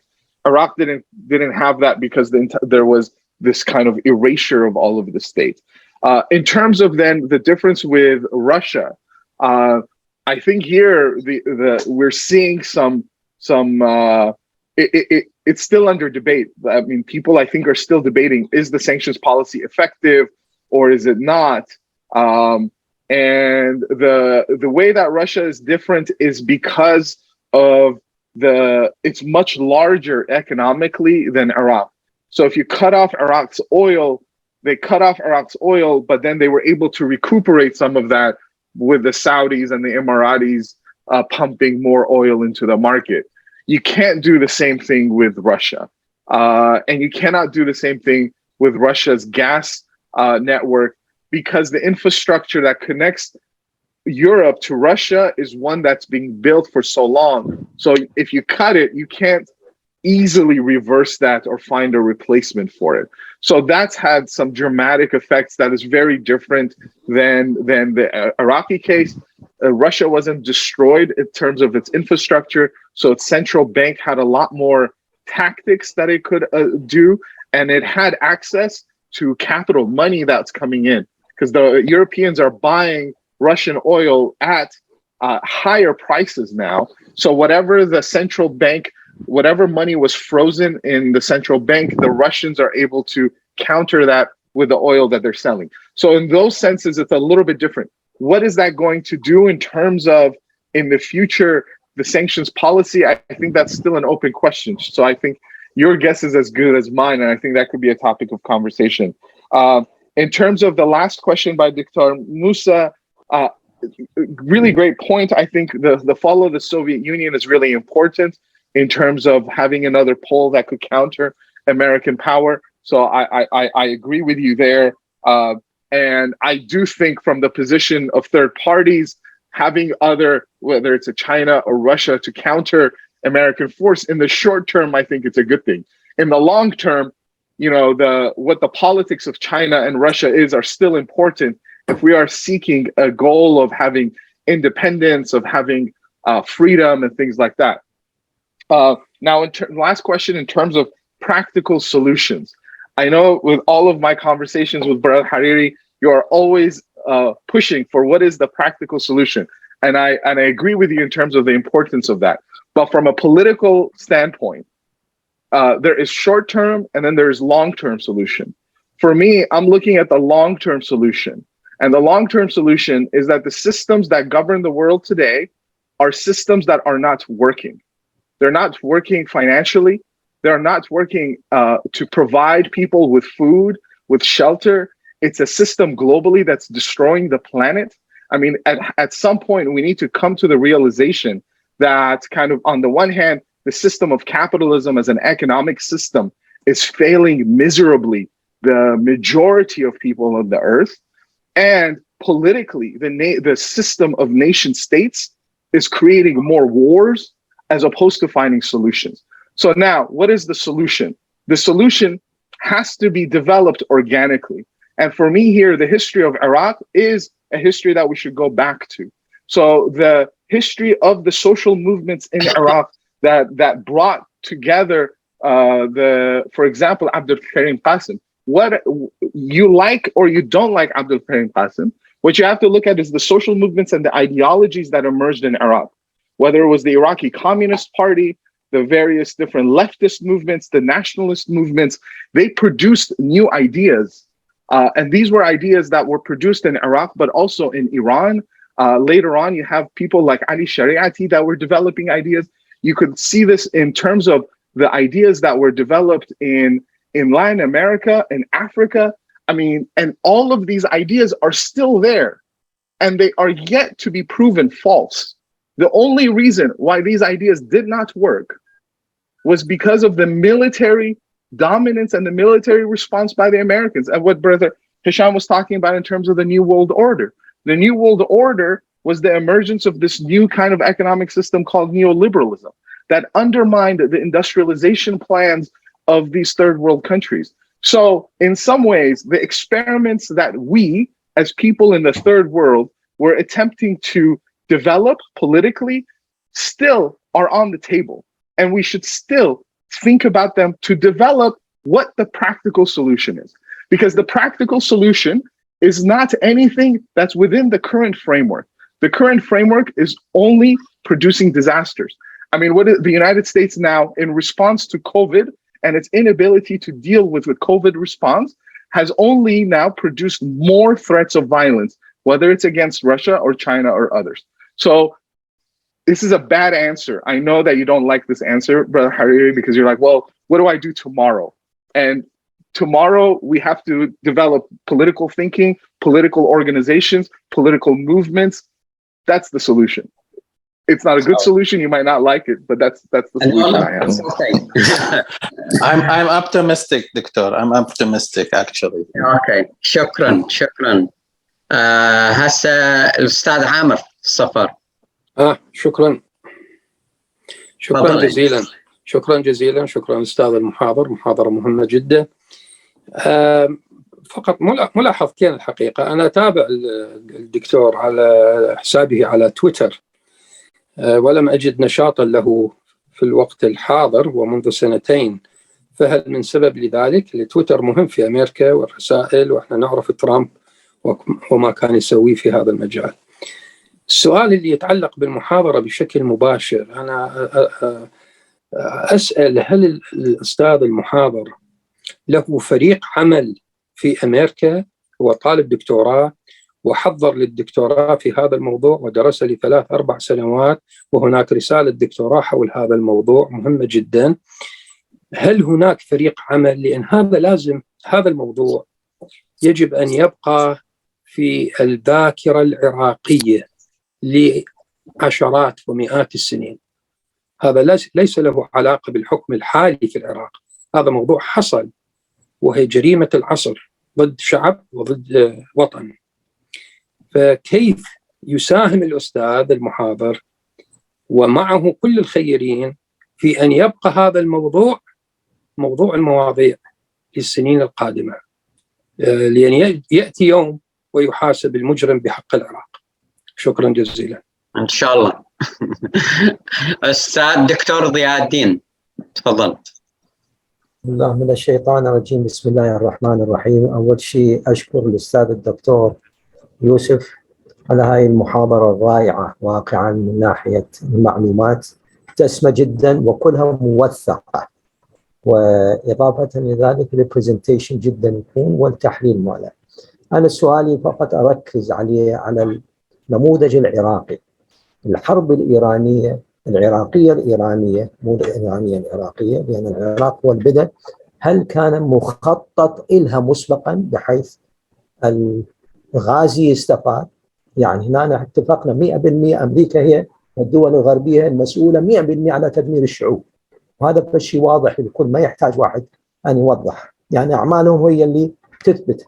هل كان هذا أجندة موجودة ويعلم بها النظام السابق، هو فقط قاعد ينفذ هاي الأجندة؟ لأن ماكو له تأثير على النظام، صار تأثير على الشعوب. هاي نقطة. والغزو لإيران اللي هو يدعي بأن المحافظة 19 وبعدين يدمرها، زين هل هي مخطط إلها؟ يعني ماكو برنامج، يعني القيادة السياسية ما ممكن أن تجهل تبعات هاي الحروب والدخول في هاي الأمور وتدمير العراق إلى مثل ما ذكر إلى قبل 1920 رجع إلى العراق. فهذا كله مخطط إليه، وهو فقط عامل منفذ لهاي الأجندة.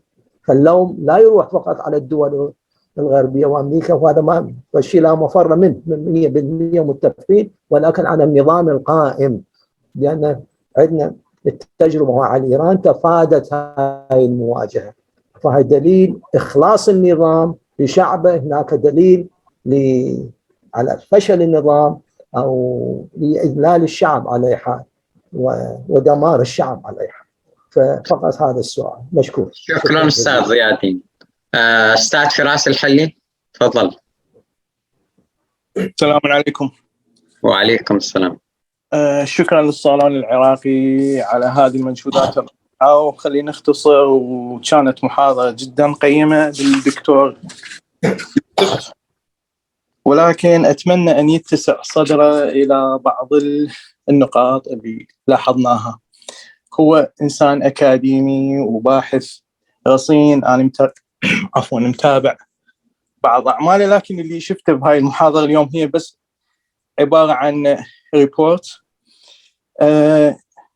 بها معلومات حلوة نقدر نستفاد منها. أنا استفادت بصراحة من المداخلات الأخوة، يعني خصوصا اللي يطلب practical solution أو حلول لهذه المشكلة أو جريمة العصر مثل ما سماها أحد الأخوة.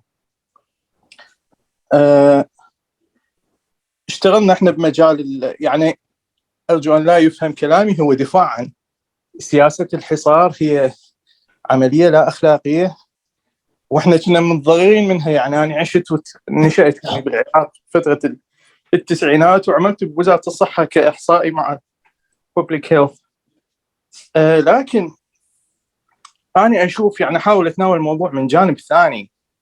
يعني ليش إحنا نبقى بهذه الدائرة ونلوم الأنظمة وما فعلتها بينا؟ يعني خلينا نناقش الموضوع، يعني إحنا شنو المفروض كان نسوي؟ للأسف يعني إحنا لازلنا نعيش خارج الحضارة الإنسانية، خارج هذا البعد تماما. يعني روسو من 1760 اتكلم عن العقد الاجتماعي اللي هو بين الحاكم والمحكوم. إحنا لازال أغلبنا يمر على هذا الموضوع بدون أن يسعى إلى إيجاد تطبيقات عملية لهذا المفهوم. العراقيين عندهم مشكلة وعندهم خلل في التعبير عن أنفسهم. وأحد الأخوة أعتقد دكتور عامر يعني أثار نقطة حساسة من سأل على تويتر وتأثيره. يعني إحنا عندنا مشكلة بالتعبير عن أنفسنا، عندنا مشكلة بالمساهمة بالحضارة الإنسانية، أعتقد الحل العملي هو نحاول نراجع نفسنا، نحاول لا نلقي اللوم على الآخرين، نحاول نفهم السياسة الغربية اللي وجهت لنا وشنو دورنا إحنا كعراقيين. بناء دولة المؤسسات، أن نساهم في الحضارة الإنسانية. أذكر الأخوة أكثركم اطلع على محرر CBS لما أشار إلى الفرق بين أوكرانيا والعراق، يعني قال هذا بلد أوروبي متحضر بالنص يعني، والعراقيين زعلوا، قال أرجوكم هاي أوكرانيا هذا بلد متحضر، احنا ما نتكلم عن العراق أو كذا.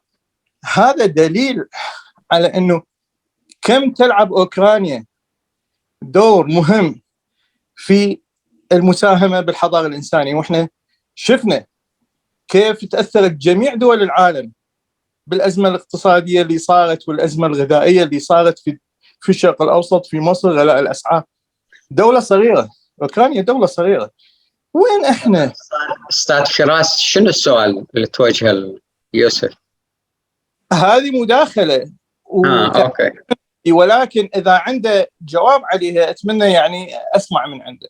فأنا قصدي إنه إحنا ليش ما نركز على حالنا إحنا كعراقيين ونفهم هذا الموضوع ونركز، يعني هي مسألة العصف الذهني مثل ما أشار أحد الأخوة أعتقد أستاذ سلام، يعني نفكر بpractical solution زين أكثر مما عملية ريفيو لما صار في الحصار الاقتصادي. وأشكركم.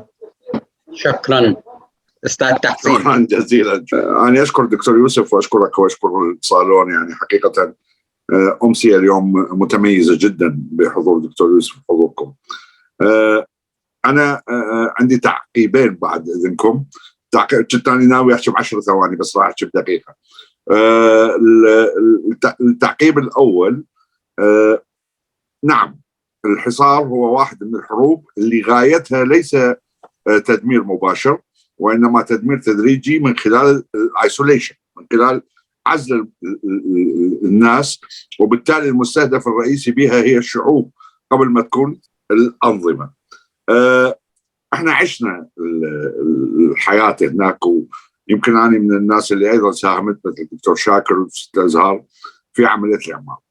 يعرف يمكن دكتور يوسف ولو هو معتمد على مصدر يعني مو ريالبل اللي هو مال جوي جوردن اللي يحكي عن during lessons of the Iraq sanctions. هذا مصدر يأكد ما قلته أنت، إنه هو كانوا يكذبون على نفسهم، يكذبون على شعوبهم، يكذبون على العالم بأنه الحصار حقق شيء وأضعف العراق كقدرات. العراق بعد 90 يوم من بداية الضربة احنا عندنا الكهرباء بنسبة 70%، وانا من الناس الفريق المشارك في هذا الموضوع. العراق سنة 95 أعاد 70% من قدراته الحقيقية في مسائل الانفراستراكشر اللي قدم بها سيرفيسز للعالم، يعني للناس. يعني انقطاع الكهرباء كان في بغداد في حينها وفي المحافظات أيضا وليس في بغداد لا يتجاوز 4 ساعات. الآن ما شاء الله الانقطاع وراء 2003 أصبح 24 ساعة من 24. بالعكس. يعني ما كان عندنا مسألة المولدات وانتشارها بالشوارع بشكل كبير مثل ما موجود هسه. ولذلك دكتور يوسف أنت تفاديت نقطة مهمة جدا. عام 1998 أعيد ضرب العراق قبل 2003، والسبب عام 98 من ضرب البنى التحتية بالعراق، مهما كان السبب السياسي اللي قاله بوقتها كلينتون، لكن السبب الحقيقي هو إدراك الولايات المتحدة إلى أنه الحصار لم يؤتي أكله في مسألة إضعاف القدرات العراقية. أرجوك لا تعتمد كتاب جوي جوردن، لأن جوي جوردن كان يريد يأكد الكذبات اللي قالتها الإدارة الأمريكية في مسألة الكونسيكونسز نتيجة البلوكيد والسيج. شكرا جزيلا. شكرا أستاذ تحسين. تفضل يوسف. So let me respond first to Brother Tahsin. Thank you. And so I think I don't know where we disagree, to be honest. So the work, I am not saying that Iraq, and there wasn't people in Iraq attempting to rebuild the country who did great work. I mean, so there was a lot of the engineers, the experts, they did a lot of reverse engineering to figure out how to fix infrastructure while you can't import a lot of the things that you could import. So there was a lot of miraculous work that was done by Iraqis at the time to be able to reconstruct the country with the little resources that they had. I am not at all saying that did not happen. What I am saying is that happened in spite of what the Americans were attempting to do. Not Dr. because Yousef, sorry for this. يعني just according to your comment, Iraq was capable to get anything they want. For us and the Atomic Committee, we were get most of the spare parts for the centrifugal devices, and we rebuilt the atomic program in such way for the civilian uses. Okay, I mean, I am saying that that you were able to reconstruct within the means that you had. If you're suggesting that Iraq was able to get anything that it wanted from the marketplace, and there were no hindrances to the things that they were able to get, then I'm sorry to say, but this is a great news, because literally there is no evidence to suggest what you're saying. Both the Americans, the Iraqis, the United Nations, all international institutions say that these things were blocked. The Committee 661 disallowed any of those things from happening. Some of that stuff was happening because through the Oil for Food program, but it was very limited. Some of it was happening through smuggling networks, but as I said, this was much smaller than if you had actual makeup. Now, this is the evidence that not only Joy Gordon has, but these are kind of agreed on between those who supported and those who were against the sanctions, because those who supported the sanctions said this is exactly the reason why it's working. Those who opposed it say, look, this is the exact thing that's causing the human misery. So this is not to say what you did was not important or that you had no role. You absolutely had a role. I mean, there was a way in which the country still was trying to survive. So I'm not trying to take away anything from what Iraqis were doing in Iraq. I think it was absolutely important and crucial. However, to suggest that there was no disruption in the economic transactions between Iraq and the global market, I would ask you to provide the evidence, because I think on my part the evidence is pretty plain to see. بسيطة جدا. عام 2003 كل السنترفيوجل ديفايسز اخذتها ايران واللي بنت عليها النظام الجديد. Okay. Evidence. I just don't see that. I mean, if the Americans had that evidence, then they would have said that the George Bush administration would have loved to say, look, they created all of this stuff, so that means we should have bombed them. But they couldn't. They spent all the intelligence amounts that they could. They could not find any reason for doing what they did. So I just, that's just important to put out. I think the other issues that were raised, Brother Al-Safar said, this is important things that have to be documented and is part of the historical record. I agree with you. I don't have anything. I believe that is my role as an academic and an intellectual is to study more so now than I think previously, to study what the American actions are in the world and specifically in Iraq and in the Middle East. So for me, my work is about documenting and preserving and rewriting and re-narrating, telling the story differently, because the story as it's told is, I think, not only wrong, I think it's a fantasy.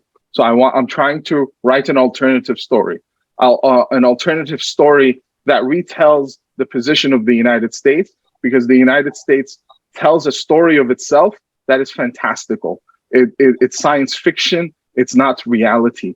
From the very beginning to now, I mean, I ask you to understand the American history. The United States government has not lived 1 year of its life without being in war.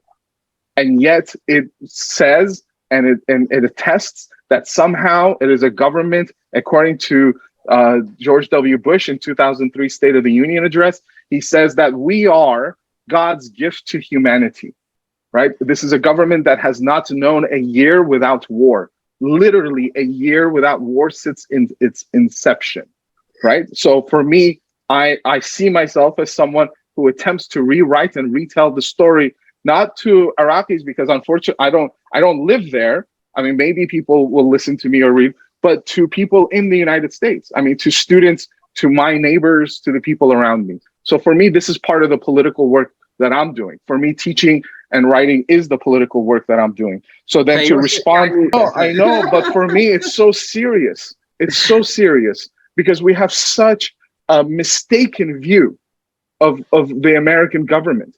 We have the view of the American government that the American government tells us. And so this is a view that, for example, ignores the very history of the US, the history of the native people in the United States. I mean, what do we say about the genocide of people that were killed? This isn't long history. This is history that's written into American law. So in American law, there is the law around the Native American people, and then the law about everything else. Much of what we know about the law about property rights in the United States, for example, is based on precedents set in terms of how the US government was going to interact with the property of Native Americans and the property that is slavery, right? And now I could tell you this entire history again, but the reason why I say it is because unfortunately in our community, we believe the lies that we are told in the history of the United States. And so it is the most lies. We are free to believe the lies. We are free to believe the lies.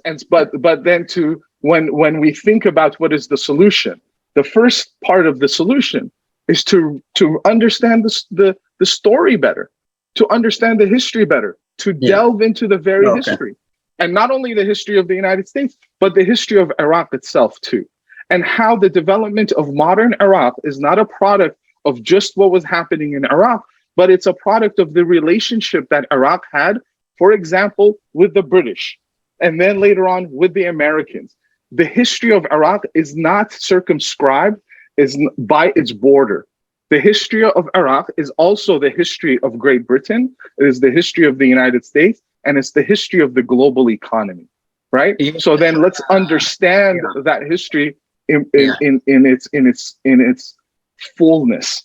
And so I just, that is all I have to say. Now, in terms of what Brother Firas al-Hilli was suggesting, I am unsure of what you mean by the social contract and kind of the civilizational kind of thing that you're talking about, because one of my responses would be that I part of what we need to critique, part of what we need to understand and reformulate is the very history of the social contract that you're talking about going back to the 1760s. Let us be very clear. The social contract of Jean-Jacques Rousseau, of John Locke, of Thomas Hobbes, of all of these people that the American thinkers talk about, these are the very social contracts that were written in which women were not allowed to have any political power. Native Americans were seen as savages that were not part of the social contract. Black people were not part of the social contract. So these social contracts we are not part of this. So we're not part of the social contract. So what is the civilization? What is the civilization that says it brings liberty and freedom for all, but at the very time that it says that these people are not included, right? So then I critique the very foundation of the social contract of liberalism itself. And so then if we go back to our own history, I'm not saying go back to any other history, go back to our own history and look at the thinkers within our own tradition and what kind of models that they have. Do we have a counter model now? I don't think so. We need a new model. But that model cannot be built on a story of the West that is told by the West that is fantastical, but a history that it includes our ideas, that it includes our thinkers, that it includes our thinkers that wrote books that nobody reads anymore. I mean, nobody reads nobody reads Shariati. Nobody reads, I say Shariati all the time because I like him, but other people that were writing of Jamaluddin Afghani, of all of these other thinkers, and thinkers that are coming from Africa at the time, of Frantz Fanon, of Walter Rodney. I mean, these are important people that must be studied. And within that, you could see the seeds of a new type of thinking and a new social contract. A new social contract that doesn't make a division between the civilizations of the West that are rational and individual, and civilizations in the East that are emotional and not rational, or things like that. This is very important. I know we constantly come back to practical questions we could engage in. But for me, my role is to talk about the larger imaginative possibility that we must kind of engage in, that we used to engage in, that we no longer engage in. Now we're trapped in what is practical. أنا راح أمشي أستاذ أياد، بعدين أستاذ هشام، بعدين أستاذ ظافر. السلام عليكم جميعا. وعليكم السلام. Thank you, Dr. Yousef. Proud of you, Habibi. Dr. Yousef, I have a few questions. After 2003, did the American had an option, or by design, put whoever managing Iraq as to the politicians in Iraq? Are they by choice, or the American just put whoever by design? They put unqualified people to run the country. The other question, are the American and the British still involved in Iraqi decision making, and are they monitoring Iraq as to the foreign policy and how ISIS got into Iraq and nobody were able to stop them, or not? The government was not notified, or few people were getting to Iraq, and it was so sad and so disturbing. A country that big and that famous that got destroyed for a few years, and so many people died so sadly. مشكور دكتور يوسف حبيبي. أستاذ هشام. آسف للدخول مرة ثانية. يلا. في حقيقة أريد أثبتها. أحد الأخوة أشار إلى أنه العراق هو ابتدى الحرب ضد إيران عام 1980. أحب أن أشير أنه لمجلس الأمن الدولي لحد اليوم لم يقرر من بدأ الحرب العراقية الإيرانية العراقية. يعني كانت لحد اليوم مجلس الأمن لم يتخذ هذا القرار. مجلس الأمن اتخذ قرار أنه العراق هو من بدأ الحرب على الكويت وفرض عقوبات على العراق وتعويضات للكويت. إيران لحد اليوم لم تستطع أن تطلب تعويضات عن تلك الحرب، لكون أنه مجلس الأمن لم يتخذ القرار فيها. حبيت أن أثبت هذه النقطة حتى لا تمر بشكل. أوكي، شكرا أستاذ. هسه بعد عندنا أستاذ ظافر. دكتور يوسف، شكرا على المحاضرة. أنا عندي تعقيب وبعدين سؤال إذا ممكن. التعقيب أنه أنت حضرتك تقول they were fantasizing الأمور اللي يطلعون بها. بالحقيقة يعني الأمور اللي قاموا بها الأمريكان هي جزء من البلاي بوك مالتهم. يعني deception is something in the playbook. يقولون احنا ضد النظام وصدام، بس بالحقيقة هم يسعون وراء العراق وشعبه، والنتيجة حققوها. دمروا العراق، مزقوا الشعب. اليوم تلقي عراقيين حتى بتشيلي موجودين، تصور. فيعني هاي يراد لها شوية واحد ينظر بيها. يعني واحد يمكن عندنا قول قديم يقولون سوء الظن من حسن الفطن. لا يمكن أن هم يمشون بس بالتخيلات، ولكن أكثرها من البلاي بوك. هسه تشوف يعني مثال قريب، الانتر بلاي بوك يضربون رئيس الآيسيس بمدينة بسوريا، وبنفس الوقت they turn their head away لما صار لهم 5 سنين ايسيس من يمولهم؟ امام بور سالت جون كيري قبل ما يطلع من وزاره الخارجيه، قالت له انت why do you turn your head away while Kuwait, Qatar and Saudi Arabia finances ISIS؟ ايش جاوب؟ كليفرلي قالها not anymore، يعني قبل هم كانوا موافقين بل موجهيهم. فواحد لازم يخلي امريكا دائما هي تمشي على بلاي بوك، مو اجتهادات على غفله. الحقيقه انا هيك اتصورها. الموضوع الاخر اللي هو يعني مهما يكون هذا التجمع هو صغير بالنسبه للسياسات الدوليه، بس اتصور واحد لازم يستفاد منه ويطلع دروس، يقول كيف ممكن ان على الاقل تضعف هاي الاراده اللي هي دائما تحاول ان تفرض الحصار وتفرض العقوبات على الناس اللي هم ما يستحقوها. هذا اللي عندي، مع الشكر الجزيل. اوكي، شكرا استاذ حازم. شكرا جزيلا دكتور يوسف، احسنت. وحقيقه الموضوع يعني يدمي القلب الحقيقه، لانه كثير من عندنا عاشوا فيرست هاند. يعني انا اود ان اسالك بخصوص من وراء هذا القرار الذي هو يعني يعتبر فريد من نوعه بطبيعته وكثافته واجراميته. يعني if you follow the money، هل المصدر الاساس وراء هذا القرار هو الميليتري اندستري كومبلكس؟ هل هو الاندستري كومبلكس بحد ذاته؟ هل هو السوق الحر الفري ماركت؟ ام هم الايديولوجز اللي يعني يؤثرون على القرار الامريكي على مدى بعيد وتدخل فيه كثير من الاطراف؟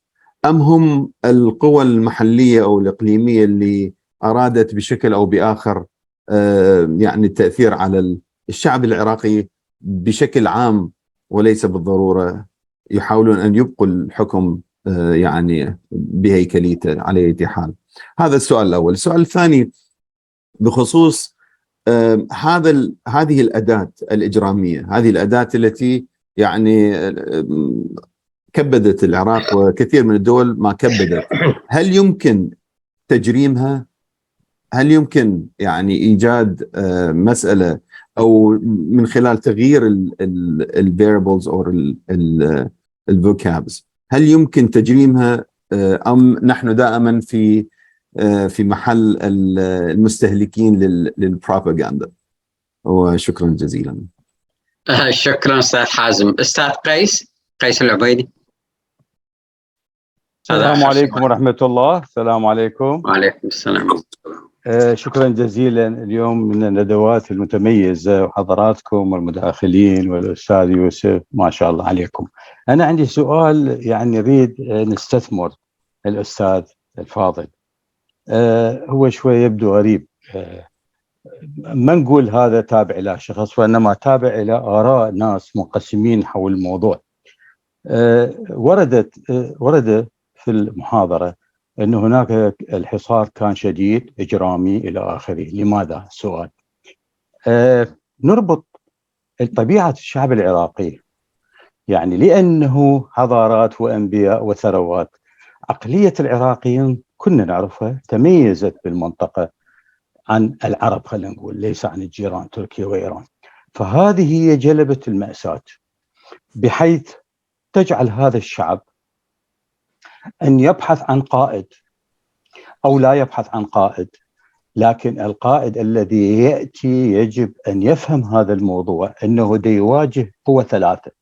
الأستاذ يوسف قال منها اثنين، قال بريطانيا وأمريكا، وبعدين قال النظام. لا، هو ليست كذلك. هو النظام بثلاثة، ببريطانيا وأمريكا وشايلوك الشخص هذا، الأموال مالتهم معروفة هاي من 1800. الفلوس القوية ثلاثة مجتمعوا، بحيث الفلوس القوية والخبرة الإمبراطورية لا تغيب عنها الشمس، والقوة الكبيرة في أمريكا تملك السلاح والعلم والكذا، هي التي كونت هذا النظام الذي واجه دول كثيرة. لما اجى على العراق يختلف عن بقية الدول، يعيش في إطار العقول الأخرى. أنا مو هذا غرورا وكذا، هذا معروف. العقول العراقية تختلف عن أقرانها العربية.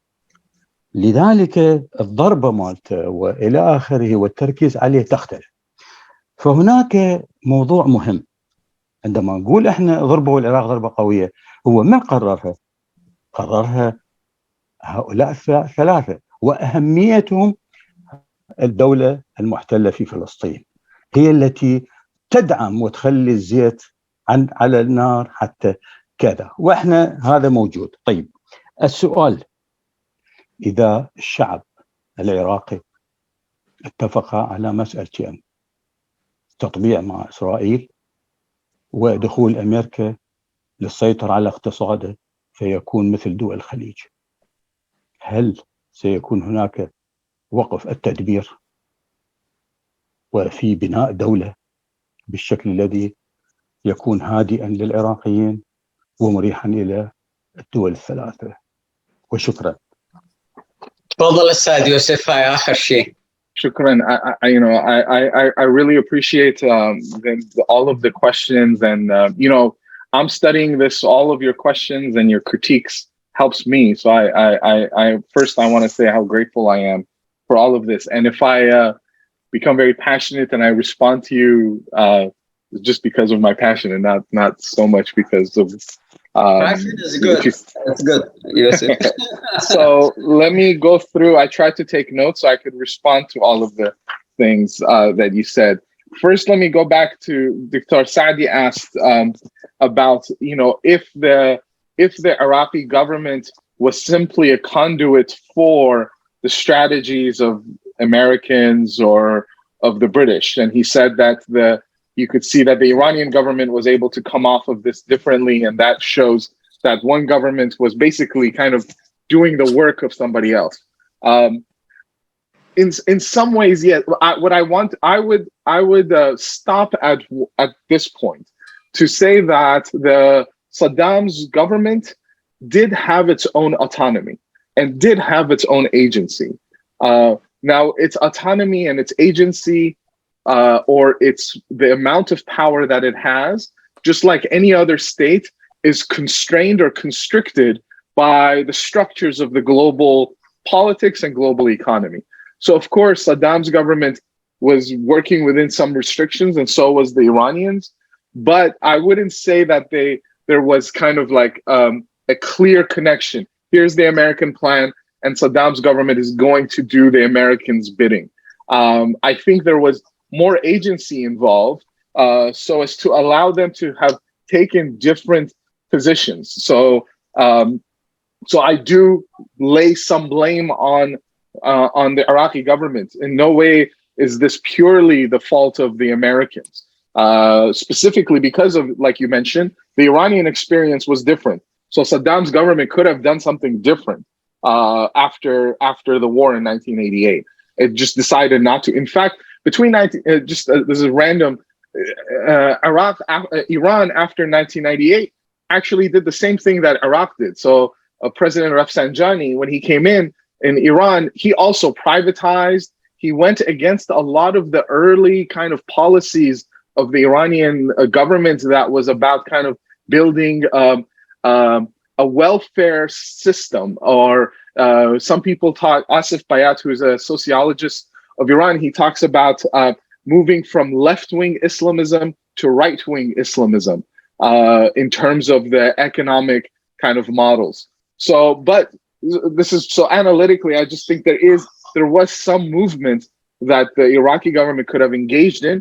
It decided not to. So some of the problems were for sure on the side of the Iraqis as well. Now, and then in terms of Brother Ayad asked about the Americans in terms of picking leaders within Iraq. Was it by choice or by design? It was by both, maybe. But here's the thing: the Americans did have a lot of power, but we sometimes think that the Americans are all-knowing. So I always like to remind people that Americans could also be very stupid, or to say it bluntly, or could just be wrong. They could just be wrong. And in many cases, they were wrong. So, and this goes to the question of Brother Dhafar, who said, the deception versus fantasy. So thank you for allowing me to kind of hit at what I was trying to say. You're absolutely correct. There's deception in there where Americans lie purposefully in your face. This is the case of the sanctions. Absolutely. But then there's also that the Americans believe their own lies. The Americans believe their own fantasies. And then the Americans believe their own fantasies. So here, let me give you one example, and that is of the current president, Joe Biden. Joe Biden was the chair of the Senate Intelligence Committee during 2005. And then his solution, he believed that Iraq was never a country to begin with. It was always split up by the Kurds, the Sunnis, and the Shia. And he also believed that they were all very nicely, homogeneously positioned. The Kurds were in the north, the Sunnis were all in the middle, and the Shia were all in the south. And so for him, it was a very obvious and brilliant solution. You just split up the country into three, and then it's solved. I mean, this was never a country, so you just do that. And so this isn't a deception. This is a fantasy of Iraq that he actually believes. And so then he implements policies based off of that. So when you go back to, for example, the GCC, the governing council that was during the time of Paul Bremer, they created quotas. So, I forget, whatever, 60% of who sits on this committee must be Shia. 40% has to be this, 30% has to be that. Not based as if a normal Iraqi has no political understanding. There's no communist, there's no socialist, there's no capitalist, there's no this, there's no that. All there is Shia, Sunni, Kurd. And so they genuinely believe in this fantasy tale that they tell. So then they create a government based off of that. So then what happened is, if you're Iraqi, if you're a politician, you don't go to Paul Bremer and you say, hey, include me in here because I'm, part of party X, and party X is important. You go there and you say, oh, hey, I'm Shia. And so you should put me, a lot of the Shia believe in whatever I say, so put me in the government. And so that's how it was. So for example, they put the Iraqi Communist Party in there, not because they were part of the Iraqi Communist, but because the guy was Shia. So this is like fantasies that they have that then they believe in. So by choice and by design, more together. Are the Americans involved in Iraq now? Yes, everybody's involved in Iraq. I mean, you have a weak state, all of the countries, surrounding countries are involved. It's kind of like going to an exhibition of the intelligence units of all the countries in the world. Absolutely. But here's the thing. Everybody is playing a game, but the game is set up by the Americans. So that's the difference. Everybody is a player, but the Americans choose the game. So what does that mean? If the United States wanted to decrease the amount of chaos in Iraq or the amount of chaos in Syria, then it would force for example, the problems between Iran and Saudi Arabia to calm down. If they resolve the situation with Iran, geopolitically, it would help in resolving tensions in Iraq, but they don't. They're invested in the geopolitical game. They set up the game. And yet we are here hating on the players. And all I'm saying is, don't hate the player, you should hate the game itself. So that's in terms of American involvement in there. Then Brother Hisham talked about the Iran-Iraq war. I also think historically, I mean, it was Saddam Hussein that started the war. It wasn't the Iranians. I mean, that's pretty clear. They invaded Iran and all of that. I'm not trying to say Iraq is better, Iran is worse, or what have you, but that's also pretty clear. The UN Security Council doesn't want to stand by Iran, again, because of political reasons having to do with their relationship with Iran, as opposed to kind of how fast they're able to act against for Ukraine or anybody else. It's pure geopolitical interest as opposed to some kind of there politically. It's unfortunate, but that's the case. In terms of, I just want to make one point about Ukraine. It's very interesting.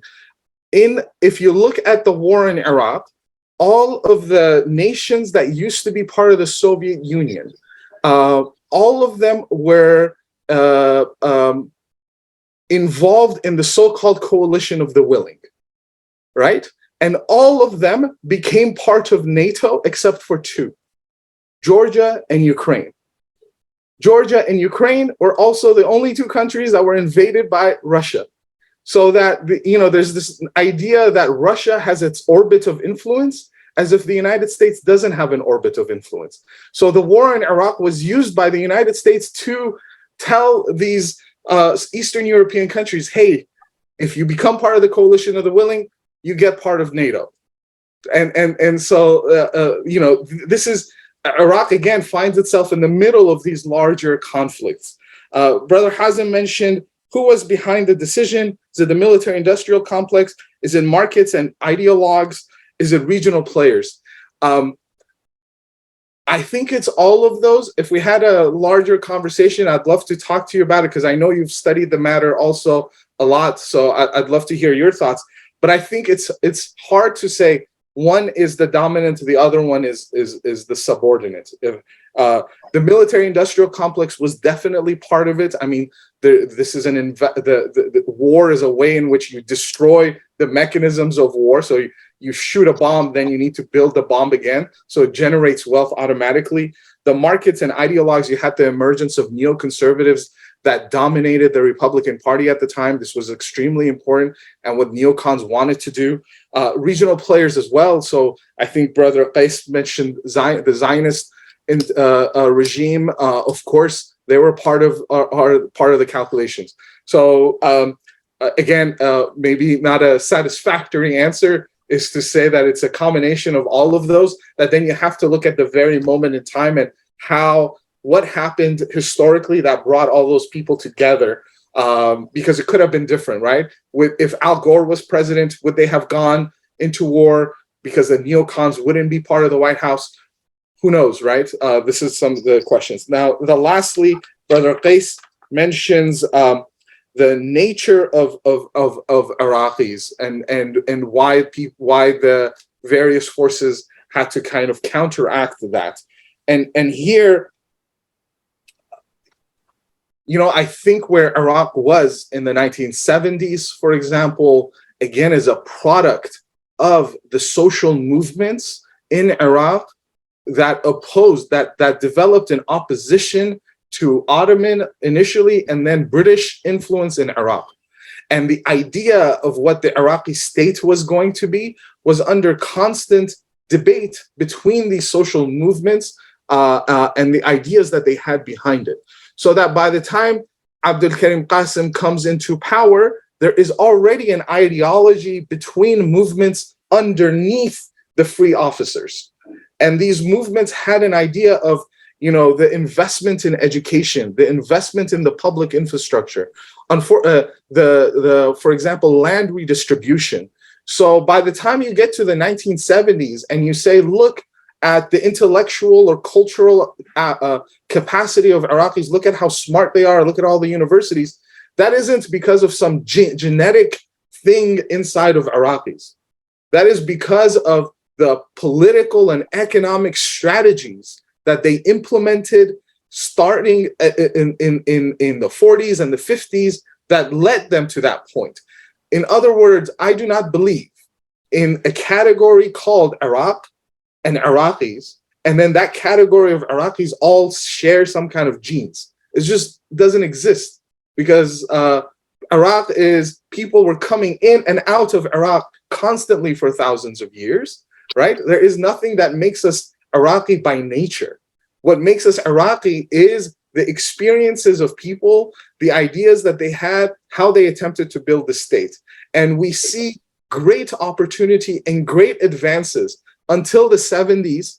And unfortunately, then the power that undermines us within Iraq is this false idea of nationalism without any kind of political ideology behind it, just pure nationalism, which is a problem of 21st century anti-colonial thought. We needed to have something deeper than that, one. And then two, the response of the West against the anti-colonial movements. So 1970 and neoliberal capitalism was a response.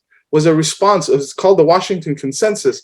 It was a response to the third world internationalism. It was a response to what the Iranians were doing, what the Iraqis were doing, what, you know, don't sell ourselves short, what the Egyptians were doing in Uganda, in Ghana.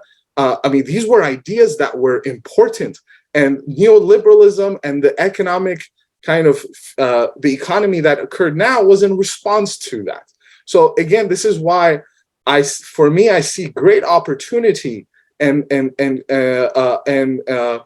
that great opportunity lies in our ability not to copy what the West has done, because the West has failed, but to learn from the problems that they've created, and by studying our own past to develop kind of new ways of going. Now, you want my thoughts, I could give you my thoughts in a different setting, or we could hang out and have coffee. But that's my thinking. I'll stop there. And again, I really appreciate you for sitting and listening to me for 2 hours and a half. I wouldn't do it myself. So I appreciate all of you. So after 2003, the United States did have control over the economy, and they implemented the American idea for the economy in Iraq. They wrote, there was 112 laws that the Americans put in place. Out of the 112, 33 of the laws were economic laws. The Americans rewrote the economic foundations of the Iraqi government completely. Those laws are still in place. The Iraqi government, one after another, has not necessarily changed the foundations of the Iraqi economy that the Americans developed legally. So in law, whether in practice we could debate, in law, the Iraqi economy is based off of the American vision for what the economy should be. And that is a purely free market economy in which the state does not guarantee rights to its people, but the state only provides opportunities for people to engage in the free market. There is no other model in the Middle East in which is based, maybe the Gulf, but is based on the American idea of the economy. So that the Iraqi political parties have not really opposed those policies that were implemented. The problem is, though, we think that the second you have a free market, you'll end up like Dubai or the Emirat or Abu Dhabi or any of these places, and we think that Dubai or Abu Dhabi is actually a good place. The economy of Dubai, Abu Dhabi, all of these places is problematic in all kinds of ways that we could go into. One of which is that they are semi-apartheid states in which people, Muslims from South Asia, don't have any rights in those countries. So let's put that aside. But it is a misnomer. So like the laws are implemented the laws in Iraq are free market. They just don't result in the situation of Iraq looking like the Gulf. It just doesn't, because the infrastructure was not developed. You need to invest. Investments doesn't happen through the private sector. Some of these things, because which company is going to come to invest in roads? The governments have to. So there is no Marshall Plan, for example, that the Americans had for the Germans or the Japanese after the Second World War. The Americans did not engage in any of that in the United States. So I think the answer is actually there.